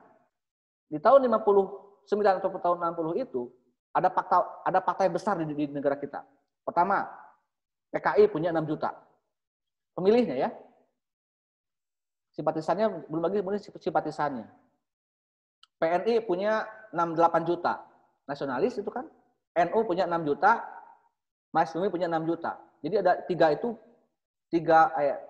tiga kelompok itu punya massa besar. Pemilih besar. Ada basis PKI di Jawa Tengah, ada basis Masyumi di Jawa Barat, ada basis NU di Jawa Timur, ada basis PNI di berbagai daerah karena lebih merata kalau PNI. Bahkan katanya lebih merata Masyumi ya daripada PNI. Tapi itulah tempatnya besar aja ya. Ketiga itu besar. Jadi itulah yang ingin digabungkan oleh Soekarno. Nasakom itu kan penggabungan dari 3 kekuatan besar di Indonesia. Dan itu mendapatkan acungan jempol dari luar negeri ya. Walah Indonesia nih, lihat ya. Hei kamu Amerika, kamu hanya punya liberal ya? Iya. Hei Soviet, kamu hanya punya komunis? Iya. Lihat gue. Gue punya 3. Tapi bukan punya 3 istri ya. Karena Soekarno istrinya 5 saat itu ya. Punya 3. Islam. Ada PKI. Ada besar. Bahkan PKI kan partai terbesar ketiga ya di dunia setelah Cina dan Soviet. Ada PNI. Bersatu di kita gue melihat nih Indonesia. Sehingga Soekarno memang di era-era Orde Lama hebat ya. Dia ada menulis buku yang hampir 500 halaman judulnya Di Bawah Bendera Revolusi. Memang pembentukan karakter negara itu di Orde Lama sebenarnya. Pidato berapi-api ya. Apalagi kalau dibaca di sidang-sidang PBB. Hebat Soekarno memang. Menjual nama Nasakom ke luar negeri gitu kan. Itu positifnya. Bahkan ada politik mercusuar ya. Saking kehebatnya Indonesia dulu itu sempat mengangkat 17 kg emas menjadi menara di Monas ya. Monumen nasional. Sehingga Indonesia pun pernah menjadi tuan rumah Asian Games, tahu kan ya? Yang kemarin juga pernah di tahun 2018. Gue mau daftar jadi tuan rumah Asian Games, tapi kan belum punya apa. Kita bangun Senayan. Mercusuar ya. Nah, GBK yang sekarang stadion terbesar di Indonesia dulu itu tahun 62 stadion terbesar di dunia ya, menampung 150.000 penonton. Sebelum kalah oleh stadion di Brazil ya. Sehingga PKI pun kalau kampanye sering di GBK. Dulu ya di Senayan, dan Soekarno sering datang ke kampanye PKI gitu kan, kalau kampanye rapat-rapat PKI. Karena besar sekali ya. Membangun Senayan, membangun juga gedung MPR, DPR ya. Itu untuk menandingi gedung putih, untuk menandingi Amerika. New York itu kan punya gedung PBB. Nah, negara-negara komunis juga punya PBB di mana? Di Indonesia namanya Ganevo ya. Membangun Istiqlal juga mungkin baiknya untuk Islam ya. Karena di kita ini umat Islam, makanya Nasakom, nasionalisme agama untuk agamanya. Bangunlah masjid terbesar di Asia Tenggara yaitu Istiqlal. Itu ya. Tapi memang itu baik, tapi mungkin ya akhirnya kan itu membutuhkan modal, biaya besar ya. Mungkin kalau sekarang Jokowi misalnya mau memindahkan ibu kota ke Kalimantan, kalau itu modalnya kan hampir setengahnya APBN, ya mungkin takut mengulang orde lama kan. 62 membangun, 64 tahun kemudian 66 krisis ekonomi kan. Jatuh Indonesia kan sampai lemah sekali ekonomi Indonesia di tahun 66. Setelah G30 SPK kan kita ekonominya parah. Karena habis untuk biaya politik mercusuar Soekarno ya. Jadi itu ya. Jadi untuk pertanyaan dari siapa barusan dari Pania ya. Sampai situ dulu ya. Jadi Nasakom. Dari Silpa tidak mau, dan ini kenapa tadi PKI ya. PKI itu berjasa pada pribadi Soekarno ya. Urusan nanti dengan rakyat, dengan negara nanti urusan lain ya. Karena ya tadi ya Soekarno pun sebagai manusia di Orde Lama. Jadi memang Orde Lama ini memang banyak sekali ya dampak kepada masyarakat, memang dampaknya buruk gitu kan. Karena ekonomi hancur, masyarakatnya konflik kan. Karena tidak mungkin ya, walaupun Soekarno habis-habisan berpidato di luar negeri dengan Nasakomnya, mana mungkin Islam dan komunis bersatu kan? Maka terjadilah saling membunuh di pembantaian kiai santri di Jawa Tengah, Jawa Timur ya. Karena kan basisnya PKI kan di Jawa Tengah, Jawa Timur nih. Plus juga memang di Jawa Tengah, Jawa Timur banyak sekali seperti apa pesantren yang besar tuh. Gontor juga kan itu habis tuh ya oleh PKI itu tahun 63 sebelum G30. Di waktu adegan di filmnya ada kiai yang sedang subuh kemudian dipotong oleh Arit, itu kan daerah Jawa Tengah, Jawa Timur ya. Jadi soalnya lupa bahwa di bawah di masyarakat itu tidak mungkin bersatu Islam dan komunis gitu kan. Itu dampak negatifnya. Oke, sementara itu dulu dari Silpa, dari Ranti ada Putri. Iya, Pak. Kita kembali lagi, betul ya. Mulai dekret, tapi faktanya di lapangan tidak, betul. Ya ini yang saya sedang ceritakan ya. Faktanya tidak mungkin ya. Soekarno malah bernasakom ya. Tapi yang paling menonjol adalah komnya, komunisnya ya. Yang paling diuntungkan. Itulah hebatnya PKI, dia itu bisa bermain di tempatnya gitu kan. Dia bisa gini, akhirnya dia punya keuntungan sendiri ya. Tanpa dia capek-capek berjuang, coba dia kan tidak ikut serta dalam proklamasi. Datanglah tahun 48 dan akhirnya memberontak buat ulah. Dia tak terlibat dalam dekret presiden ya. Tapi yang terlibat adalah tentara. Tapi kan di 65 dia malah membunuh tentara kan. Itulah jahatnya PKI, makanya harus saya waspadai ya. Harus Anda waspadai. Ridea, Ananda Putri. Ada Dea? Dea ada Dea?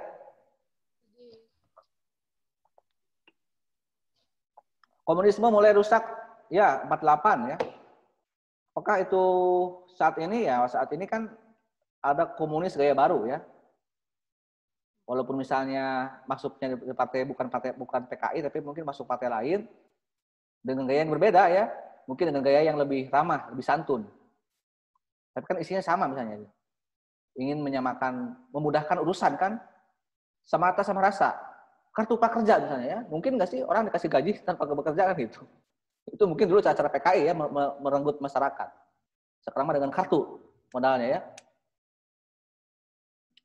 Oke, itu dari Dea. Dea Nanda itu bertanya tentang ya kemudian 45 diktator. Apa yang dilakukan seorang diktator? Ya tadi ya, manusia ya. Karena dalam nafsu tadi kan manusia itu punya 3 hal yang mungkin harus Anda waspadai ya. Yang tidak akan ada puasnya. Yang pertama adalah harta ya. Orang itu tidak akan puas dengan harta ya. Kalau sudah punya kekayaan segini akan terus bertambah hartanya. Karena tak terbatas kepuasan manusia itu. Yang kedua, sekalipun harta sudah punya, tapi juga belum ada yang lain lagi. Tahta, kekuasaan, jabatan ya. Harus hati-hati juga kan. Coba kan Prabowo misalnya, Sandiaga Uno, Haritanu kan dia secara kekayaan mungkin di atas rata ya, di atas triliunan rupiah asetnya. Tetapi kenapa dia ingin terjun ke partai politik, ingin menjadi presiden dan sebagainya? Karena dia belum mendapatkan tahta, kebutuhan manusia lain ya, selain harta. Dan yang ketiga adalah pepita, ini bagi laki-laki ya, atau raisa. Bagaimana dengan perempuan? Apakah ada godaan? Ada, sama ya. Anda juga hati-hati dengan tahta, ya, harta dan keadisaputra. Itu juga godaan Anda ya gitu, sebagai perempuan. Itulah juga yang dialami oleh Soekarno ya. Soekarno itu punya banyak istri ya, jangan salah. Dia sampai setiap generasi kekuasaannya udah berganti-ganti istri ya. Sampai dia punya istri namanya Ratna Sari Devi ya, yang usianya jauh dari hampir 40 tahun usianya gitu dengan Soekarno. Bahkan setelah dengan Ratna Sari Devi pun dia pernah menikah lagi dengan yang lebih muda lagi yang dari 18 tahun gitu kan. Itulah ya, tapi kan manusia. Jadi kelemahan Soekarno di Orde Lama ya. Ingat, walaupun di Orde Lama Soekarno itu menunjukkan pribadinya sebagai manusia yang memang banyak kelemahannya, karena saya yakin Anda juga manusia yang banyak kelemahannya, begitupun dengan Soekarno ya. Tapi tertutup oleh jasanya yang lebih banyak mungkin ya. Karena kan negatifnya Soekarno hanya 6 tahun ya, 60 sampai 66. Coba sementara positifnya Soekarno dari usia belasan tahun dia anak SMP sudah mikirin negara. Sampai dia menjadi proklamator. Jadi itu ya, jadi sejarah itu ke sana. Jadi memahami Bung Karno itu bukan hanya satu era, tapi semuanya era Anda pahami dan dia akan paham apa itu pemimpin ya bagi sebuah negara. Oke, dari Dian Putri. Tadi udah ya, tentang PKI mah ya, tadi udah tentang rusaknya PKI. Kemudian dari Rizky Aulia, Orde Baru mengembalikan lagi Pancasila secara konsekuen, betul. Hebat karena dapat mengendalikan negara 32 tahun, ya. Dengan dalih berpancasila, betul. Itu pernyataan saya ya. Namun Pak, saya ingin keterangan yang lebih jelas dan terpercaya dari Bapak, pertanyaan apa Pak yang sebenarnya terjadi saat Orde Baru dengan dalih berpancasila. Nanti ya, tolong diingatkan. Saya belum mendongeng, Orde Lama belum selesai. Ini saya dari pertanyaan dari Rizky saya tahan dulu untuk nanti di closing nih ya, Orde Baru mah. Dari Nurul Milah, ada? Amerika itu dianggap Soekarno, ya tadi sudah ini ya, tentang bagaimana Soekarno lebih dekat dengan komunis ini ya, dengan negara-negara komunis. Sebina Angelia Prastika, ada?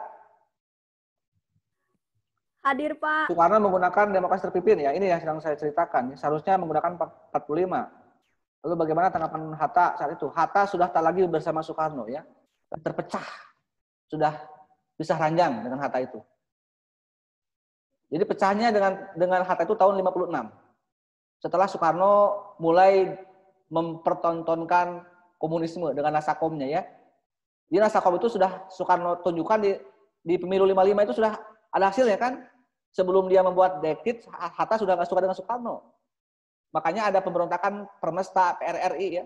Bahkan tokoh-tokoh Masyumi yang oleh Soekarno itu dianggap memberontak terlibat dalam Permesta dan PRRI ya. Jadi kalau umat Islam itu di Sumatera, kalau umat Kristen di Sulawesi ya pemberontaknya. Dan itu diduga oleh tokoh-tokoh sosialis dan tokoh-tokoh Masyumi. Makanya dibubarkan oleh Soekarno.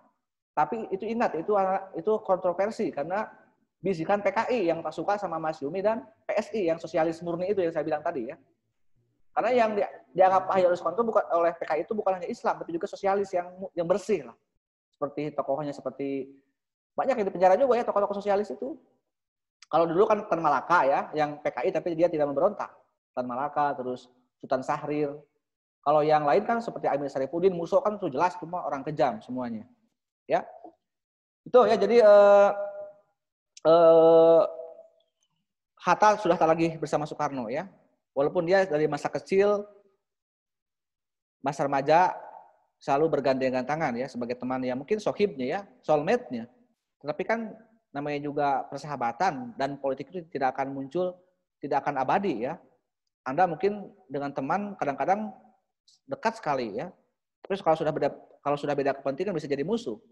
Sebaliknya yang awalnya musuh pun bisa menjadi teman. Tergantung kepentingannya. Nantilah Anda akan saya didik mengenai ini nanti di bab etika politik di bab 6 ya. Tentang etika itu bagaimana kita bersikap menghadapi situasi politik, sosial maupun hubungan sesama manusia ya. Nanti babnya harus nanti lebih dalam lah mengenai etika politik. Oke, jadi Hatta sekali lagi ya, akhirnya harus pisah dengan Soekarno ya. Dan Soekarno kenapa tampil sendiri di Orde Lama ya itulah karena dia tidak ada lagi orang yang mengingatkan. Karena yang ada juga yang memanjakan, yaitu PKI ya. Yang akhirnya PKI kan punya kepentingan untuk merebut Soekarno sebenarnya dari kekuasaannya. Walaupun gagal ya karena yang diculik itu jenderal bukan PKI ya bukan Mas Soekarno di malam 30 itu. Karena sakti Soekarno itu ya, dia pernah ada upaya dibunuh sedang sholat Idul Adha kan lolos. Termasuk di malam 30 kan mau diculik oleh Untung sebenarnya Soekarno itu. Tapi kan tidak ada di tempat. Soekarno sedang bermesraan dengan istrinya ya, dengan Ibu Ratna dulu itu. Tapi diselamatkan lah dari tragedi 65 ya Bung Karno itu. Oke, dari Putri, jangan sampai ada pemikiran komunis ya. Ini adalah bahaya komunisme ya. Dan ya itu memang betul ya, bisa bangkit lagi gitu kan dengan cara gaya yang berbeda ya. Makanya waspada aja kan dengan simbol-simbol, dengan gaya-gaya yang ada sekarang ya. Karena memang mungkin mereka sedang mempersiapkan ya untuk kembali bangkit. Dari Risa, Soekarno bertandang ini sudah tadi ya bahwa Soekarno lebih dekat ke negara komunis daripada ke negara-negara liberal ya, karena lebih dihargai oleh negara-negara liberal, oleh negara-negara komunis. Yuli Napisa, saya menit ke-10 komunis mulai rusak tadi ya, ini juga udah ya karena radikalnya Musso ini ya. Apa yang itu? Ya yang merusak itu bukan ideologi. Ideologi itu kan pemikiran ya. Bagus pemikiran kan untuk mencapai masyarakat yang adil. Tapi kan caranya dengan cara paksa, dengan cara kejam, ya, itu yang bahaya. Caranya ya kan, bukan pada pikirannya. Alia Rinjani ada? Ada Alia? Hadir Pak. Demokrasi, bagaimana Soekarno memberitahu kepada bangsa Indonesia tentang demokrasi? Bahwa bangsa Indonesia masih banyak yang belum paham tentang demokrasi. Makanya terpimpin kan gitu. Daripada masyarakat, coba kan demokrasi liberal waktu di konstituan kan itu tidak paham akhirnya. Kenapa tidak paham? Karena dia tidak mau, apa sih esensi dari demokrasi itu, apa sih pentingnya nilai demokrasi itu? Itu bukan perbedaan ya. Tapi titik temunya adalah untuk menuju satu persamaan. Tapi prosesnya melalui proses suara rakyat. Makanya ada pemilu. Nah, di kita mungkin saat itu baru proses penyuaraan saja. Belum ke titik ujungnya, yaitu untuk menciptakan keputusan yang adil dan bijaksana. Itulah ya, jadi makanya Soekarno daripada berdemokrasi, mending otoriter dulu, kan gitu. Karena belum siap mungkin ya.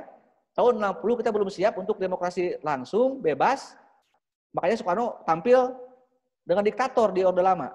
Itu ya. Oke, dari Alia sudah dulu ya, karena nanti juga akan diperkuat oleh yang kelas lain. Dari Nisrina, Apifah, Soekarno membubarkan Hadir, Masyumi Pak. setelah berdebat dengan Pak Nasir, ya dari Masyumi ya. Nasir teman dari Soekarno di Bandung, teman kuliah di ITB, ya. Kenapa Pak Soekarno tega membubarkan Masyumi? Ya, ya memang kejam ya. Politik itu kan orang bilang politik itu kejam ya.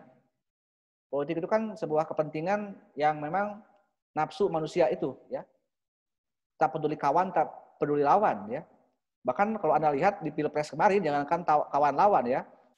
Suami istri beda pilihan, yang satu cebong, yang satu kampret. Karena akhirnya cerai gitu kan. Gara-gara pilihan politik.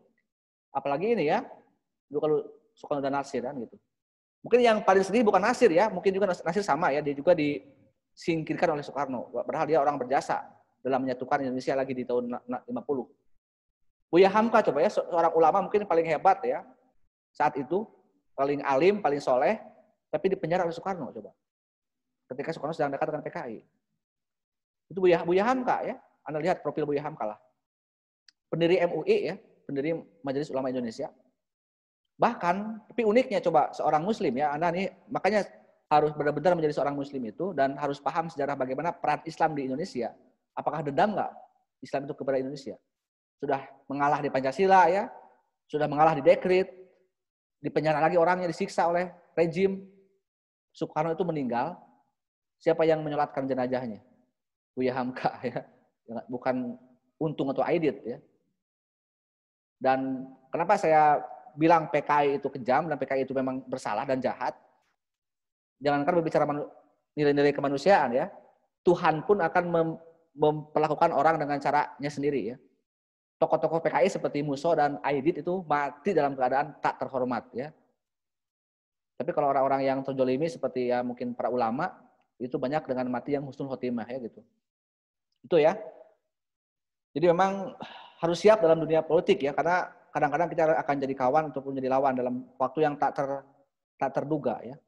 Dengan Hatta pun dia kan pernah menjadi kawan dan jadi lawan gitu kan. Dalam beberapa kurun waktu tertentu. Rini, Irma, ada Rini? Hadir. Hadir, Pak. Mendukung keinginan Soekarno, lalu apakah partai golongan lain dianggap kurang bahkan tidak mendukung? Jika saya apa alasannya dan mengapa? Ya tadi, kalau partai-partai yang tidak ada kepentingan ya mungkin melawan ya, termasuk Masyumi kan sampai rela dibubarkan.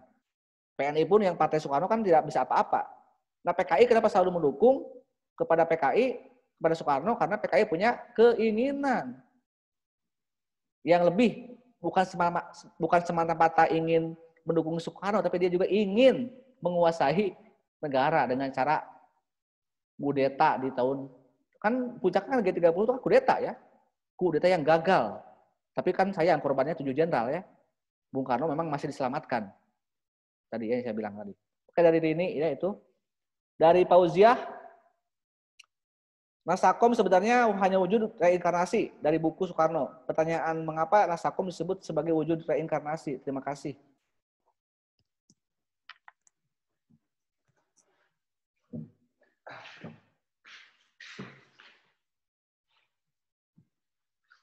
Anda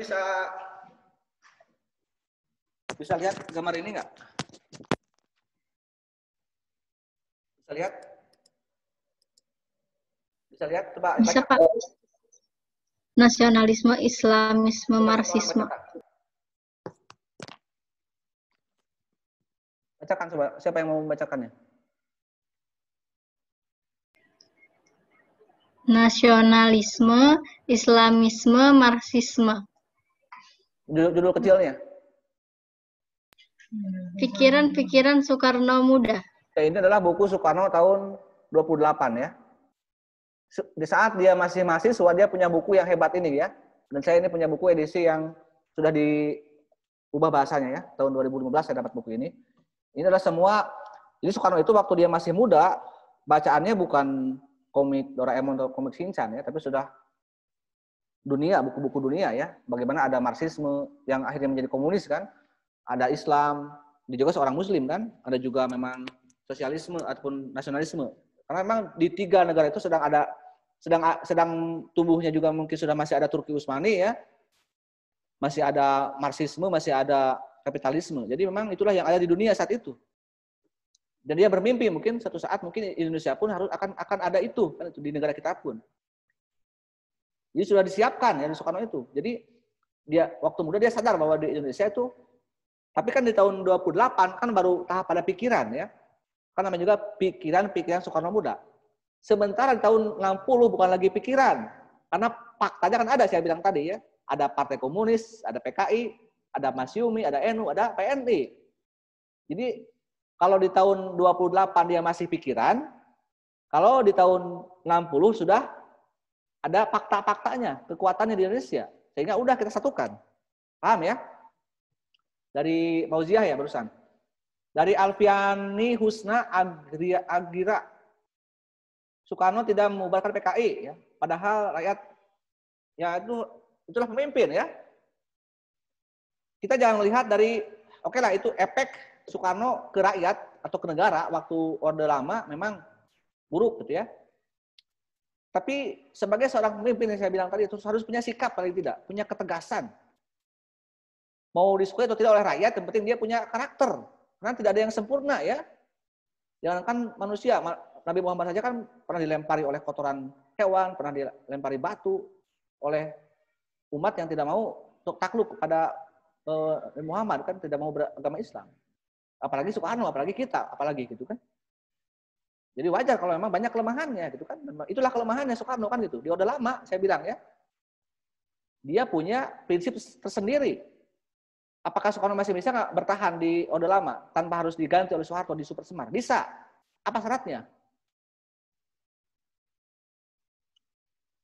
Bubarkan PKI. Tapi kan tidak mau. Kenapa tidak mau? Ya prinsip. Coba kalau Anda punya teman, kan saya bilang, kalau Anda punya teman yang benar-benar soulmate Anda, harusnya siap dalam keadaan pahit ataupun manis. Urusan nanti masyarakat yang menilai, urusan nanti. Itulah Soekarno pada PKI dan pada Jepang ya di proklamasi. Kan Jepang juga sama dianggap sebagai orang yang berjasa. Makanya Soekarno sangat setia pada janji pada orang yang berjasa pada dirinya maupun pada siapapun ya. Oke itu ya. Saya lanjut dulu ke pertanyaan yang lain dari kelas lain ya, biar beradil. Kemudian dari Ajis Muslim, komunis internasional berdebat dengan Stalin ya. Masakom hanya wujud dari ini udah ya. Soekarno udah pernah bagaimana dengan ideologi yang reinkarnasi dari Soekarno ini barusan tadi yang sudah saya sampaikan. Jadi memang Nasakom adalah bentuk fakta yang ada di tahun itu ya, di hasil pemilu 55. Dari Fikri Khairul Azmi ada Fikri? Ada Pak, ada. Pancasila ingin diganti. Ya, betul, tapi kan gagal ya. Di tahun 55 kan gagal, di dekret kan ujungnya dekret ya. Makanya tidak ada yang bisa mengubah Pancasila kecuali yang di PPKI yang bisa berdebat, bermusyawarah ya. Tapi kalau di Tasik ada yang orang Tasik ini, Cung yang orang Tasik, orang kota Tasik. Yang daerah Tasik siapa yang dari daerah Tasik? Kalau dulu sebelum jadi kota Madia kan dulu ada bupati ya di Tasik itu, betul ya? Mungkin Anda masih kecil lah. Pernah diganti ya oleh Bupati Tasik Pancasila itu. Jadi walaupun Soekarno tidak bisa mengganti, tapi pernah diganti oleh Bupati Tasik. Di mana itu Pancasila itu diganti dari yang awalnya terminal yang menjadi pasar. Coba Anda lihat di Pancasila. Kan dulunya itu terminal Pancasila ya. Sekarang menjadi pasar Pancasila. Coba tanya ke orang Tasik. Jadi pasar berubah menjadi terminal. Itulah hebatnya Bupati Tasik ya, mengubah Pancasila. Oke. Dari Reka. Hadir, Pak. PKI juga ini masih tentang PKI. Pecahnya SI merah putih. SI merah putih yang putih yang suci, yang merah yang kejam ya gitu. Apa yang suci ya? Islam, nasionalisme ya. Yang kotor adalah PKI. Olga Lydia, ada? Hadir, Pak. Olga Lydia bertanya tentang PPKI. Ya, Islam dan nasionalis, sedangkan di Konstituante 3. Tadi Nasakom ya. Itu aja yang membedakan. Karena di 45 belum ada PKI. Di Nasakom ada karena 55 ada pemilu PKI yang ikut pemilu. Raden Tajgia 10-17. Ada nih, Nasakom, sistem Nasakom itu lebih jelasnya seperti apa? Ya tadi udah saya jelaskan ya. Nanti juga akan ini diperkuat lagi ya. Amalia Agustina Sania, ada? Tentang Soekarno menganulir hukum sendiri tadi ya. Walaupun Soekarno itu membuat aturan sendiri dengan mengembalikan lagi Pancasila dan Undang 45, tetapi yang dilaksanakan bukanlah Pancasila atau Undang-Undang 45, tapi Nasakom dan Presiden seumur hidup gitu kan. Itulah ya yang mungkin menjadi persoalan di era Orde Lama ya. Di era Orde Lama itu seperti itu kelemahannya. Dari Amalia Agus, dari Nanda ada Nanda? Nanda ada Nanda, halo? Tes, Hadir, Pak. Hadir, Pak. Nanda, dekret itu faktanya tapi dilaksanakan dengan baik Soekarno, karena awalnya Soekarno diktator dengan inkonstitusional. Mengapa Soekarno diktator dengan inkonstitusional? Ya karena Soekarno juga manusia, kan saya bilang tadi ya, yang memang dia gila harta, gila wanita, ya, gila jabatan juga ya, gila tahta. Jadi itu harus ada pahaminya ke sana ya. Jadi jangan berharap ke manusia itu sempurna ya. Anda jangan berharap kalau dosen itu akan baik terus ya ke Anda. Atau akan galak terus ya. Hanya apa sebagai manusia biasa. Apalagi berharap ke pemerintah, ke pejabat, jangan berharap ya. Janjinya itu akan ditepati ya. Akan capek Anda kalau berharap pada makhluk kan gitu. Jadi kalau Anda ingin tenang hidup, jangan berharap ke pemerintah, ke presiden. Walaupun itu Anda suka, ke boy band ataupun ke girl band ya. Ataupun ke saya juga. Tapi berharaplah ke Allah Subhanahu wa Ta'ala. Maka akan tenang hidup Anda ya. Ya kalau Anda ingin lebih tenang ya segera Anda akhiri hidup Anda gitu. Untuk mendapatkan surga gitu. Mungkin akan lebih tenang ya. Makanya banyak orang yang tergoda ya ikut surga dengan cara-cara cepat dengan menjadi pengantin bom ya.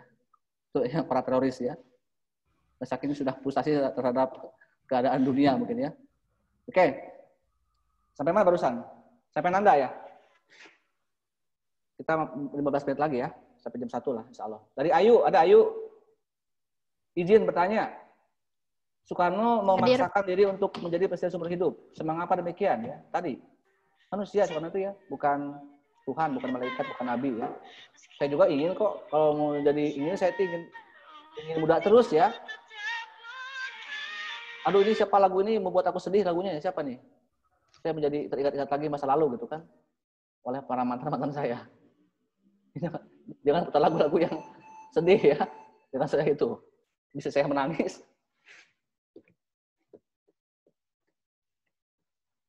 Bahasa kerja. Erima. Momen positif Orde Lama demokrasi terpimpin itu banyak. Pertanyaan saya apa positifnya tadi ya? Orde Lama itu pembentukan karakter, nation character building. Walaupun tadi hancur di dalam ya, mercusuar ya.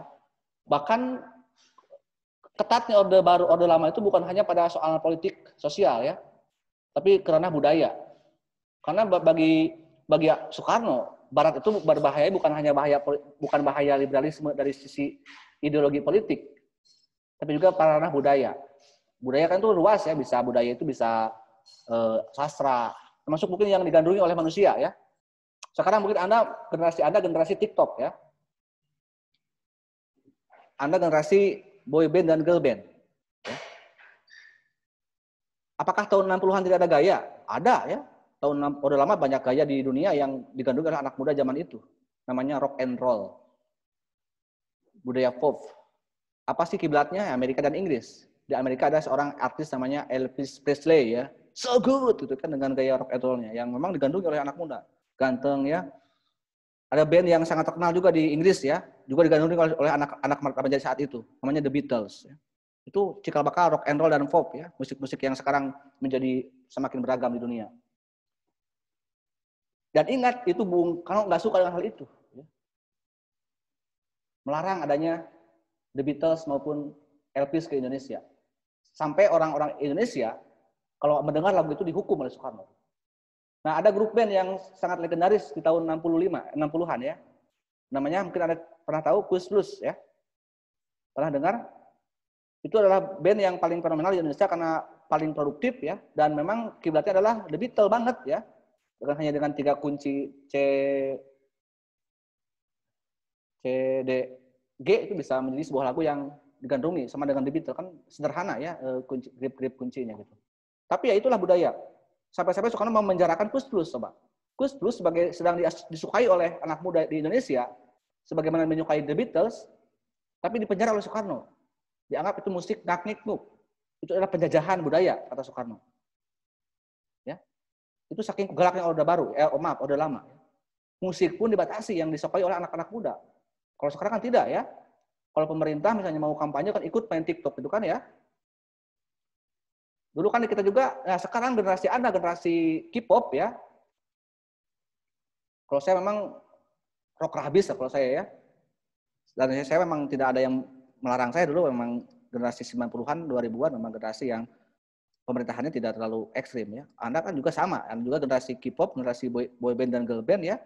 Dulu kan ada juga yang ikut-ikutan boy band Korea ya, seperti halnya siapa itu? Smash ya. Cenat cenut, my name is Sule, lagunya seperti itu ya. Atau ada Cherry Bell ya.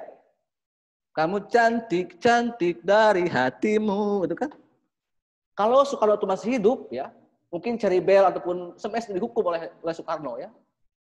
Karena membawa budaya Korea ke Indonesia. Kan kita ada jaipongan itu kan ya. Ada budaya-budaya lokal ya. Masih mending dangdut lah daripada Koreaan gitu kan. Itu menurut Soekarno ya, menurut para pendiri bangsa kita.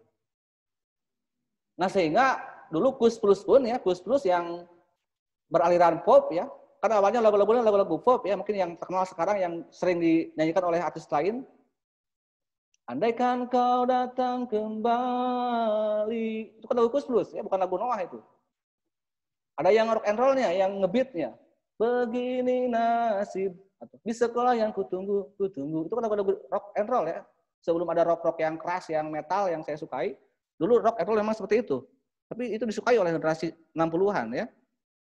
Nah, setelah dipenjara ya, setelah Kus Plus dipenjara oleh Soekarno, dia terpaksa ataupun mengikuti keinginan pemerintah agar tetap berkarya sebagai musisi, mengubah aliran musiknya dari rock and roll, pop, menjadi orkes Melayu.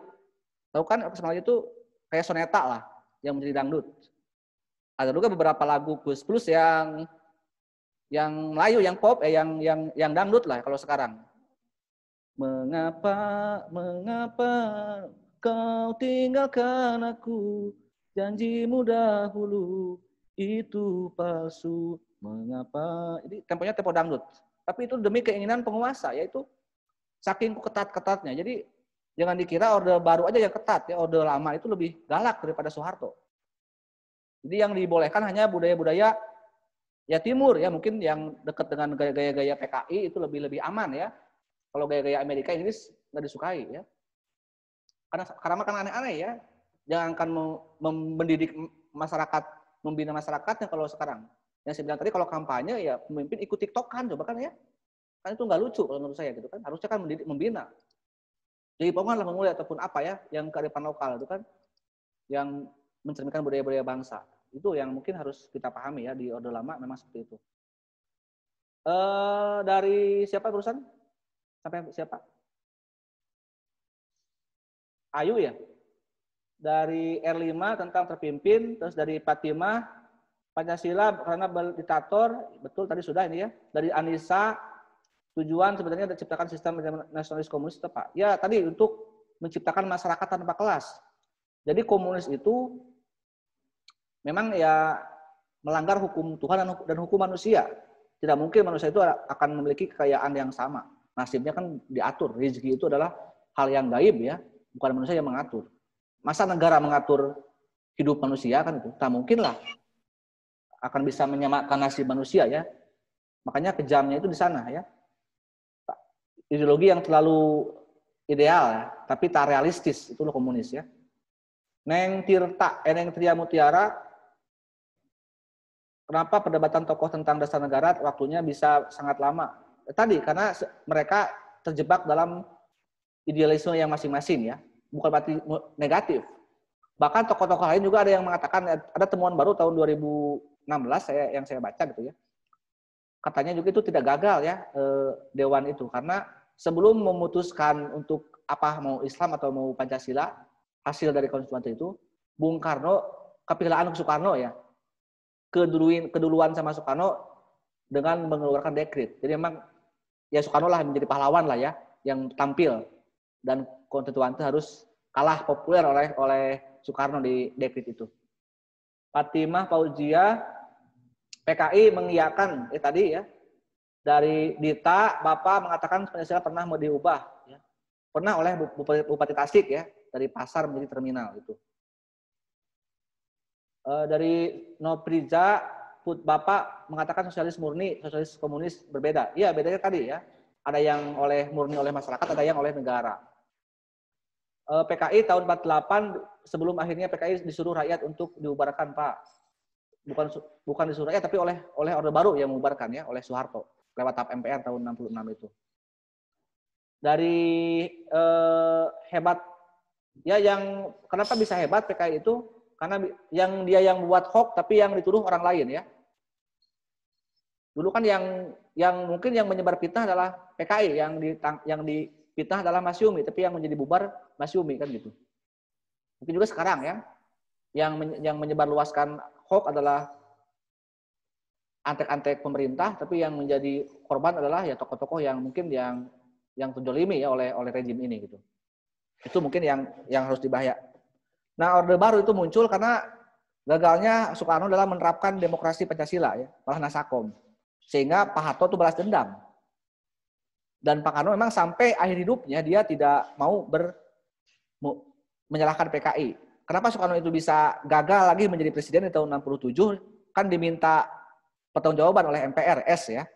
Bung Karno, kamu presiden nih. Apa sih pertanggungjawaban Anda terhadap Tritura maupun terhadap G30? Apa jawaban Soekarno? G30 itu hanyalah riak kecil dalam samudra. Ya hanya masalah kecil kata Soekarno. Artinya dia tidak mau menyalahkan PKI. Tapi itu prinsip ya, saya bilang. Kalau begini mungkin hikmahnya bagi kita ya. Kalau seandainya Soekarno dulu menyalahkan PKI, dia untung secara pribadi akan jadi presiden lagi. Tapi dia pertama akan mengkhianati temannya yaitu PKI. Yang kedua akan memunculkan konflik darah yang lebih besar. Akan ada pertumpahan darah yang lebih besar. Kenapa saya katakan demikian? Saya juga baca hasil bacaan saya ya. Kenapa Soekarno tidak mau melawan Soeharto dan tidak mau membubarkan PKI? Apa jawaban yang paling dalam dari Bung Karno? Tidak mau adanya pertumpahan darah. Karena ya, tanpa Soekarno menyalahkan PKI pun dulu masyarakat telah balik balas dendam ke PKI ya, dengan mengejar-ngejar PKI. Apalagi Soeharto sangat kejam kan? Orang yang sedang jalan-jalan malam-malam ditangkap oleh Soeharto, oleh tentara. Kamu PKI? Bukan, PKI lah, aku. Langsung disiksa, dibunuh. Bayangkan kalau Soekarno ikut menyalahkan, akan sama ya. Pendukung Soekarno pun dari PNI, mungkin yang dijolimi di Bali, banyak kan di Jawa Tengah yang dijolimi oleh PKI akan sama kejamnya kepada PKI. Jadi akan banyak orang-orang yang terbunuh kalau Soekarno ikut-ikutan menyalahkan PKI. Itu ya hikmah. Makanya saya bilang harus tegas. Soeharto pun kan dia memang betul menjadikan Pancasila sebagai satu-satunya partai, satu-satunya paham di Indonesia. Tapi kan itu tidak sesuai dengan isi sebenarnya. Dan memang kelemahan Soeharto, walaupun itu bagus, dia bisa bertahan selama 30 tahun lebih dengan dalih Pancasila, tapi tetap Soeharto juga manusia, ada kelemahannya. Ya, apa kelemahannya? Soeharto tidak mau menyerahkan kekuasaan di usia tuanya. Sehingga harus turun paksa oleh mahasiswa kan direformasi. Habibie juga sama ya. Habibie yang saya yakin ada 3 presiden yang hebat lah dari pendapat saya ya. Soeharto, Soekarno, Habibie. Habibie juga sebenarnya kenapa dia hanya sebentar jadi presiden? Karena Habibie juga tidak mau menghendak. Dia lebih ketimbang memilih prinsip daripada memilih keinginan rakyat. Karena Habibie itu tahu mana yang paling benar, mana yang paling tepat saat itu adalah ekonomi ya. Dia orang hebat, Habibie itu orang pintar di dunia ya, sedunia. Dia bisa membuat dolar menjadi stabil di tahun 1998, 99. Dari 16.000 menjadi 6.000. Tapi Habibie tidak fokus mengurus Timor Leste, Timur ya, yang mau pisah. Dan Habibie membolehkan Timor Leste untuk pisah dengan cara milih jejak pendapat. Silakan kamu mau pilih gabung atau pisah. Dan akhirnya hasilnya adalah orang-orang Timor Leste mau pisah. Dan semua orang menyalahkan Habibie kan, oleh Habibie akhirnya ditolak lagi oleh MPR. Kayak Soekarno kan, dipecat oleh MPR gitu kan. Itulah ya, sejarah kita itu seperti itu. Dan hasilnya kan kita setelah reformasi sampai sekarang, pertama memang banyak pelanggaran terhadap Pancasila ya. Karena semua orang dulu awalnya membenci Pancasila. Dan ternyata kondisi saat ini, kalau menurut saya secara pribadi, tidak lebih baik daripada Orde Baru ya, reformasi itu. Masih jauh lah ya, dari Orde Baru. Karena Orde Baru lamanya orang stabil, ekonomi stabil, keamanan stabil ya. Sekarang ya nanti ada di bab 3 sampai bab terakhir akan lebih paham lah bagaimana Orde Baru dan bagaimana reformasi ya yang sesungguhnya. Oke, saya kira untuk bab 2 Anda tinggal baca-baca lagi di buku ya yang kurang dalamnya, atau Anda ramaikan lagi Google Classroom-nya kalau ada yang masih penasaran. Saya tutup ya dengan alhamdulillahirabbil alamin. Mohon maaf apabila ada yang kurang berkenan. Selamat siang, selamat ibadah, selamat istirahat. Assalamualaikum warahmatullahi wabarakatuh. Waalaikumsalam.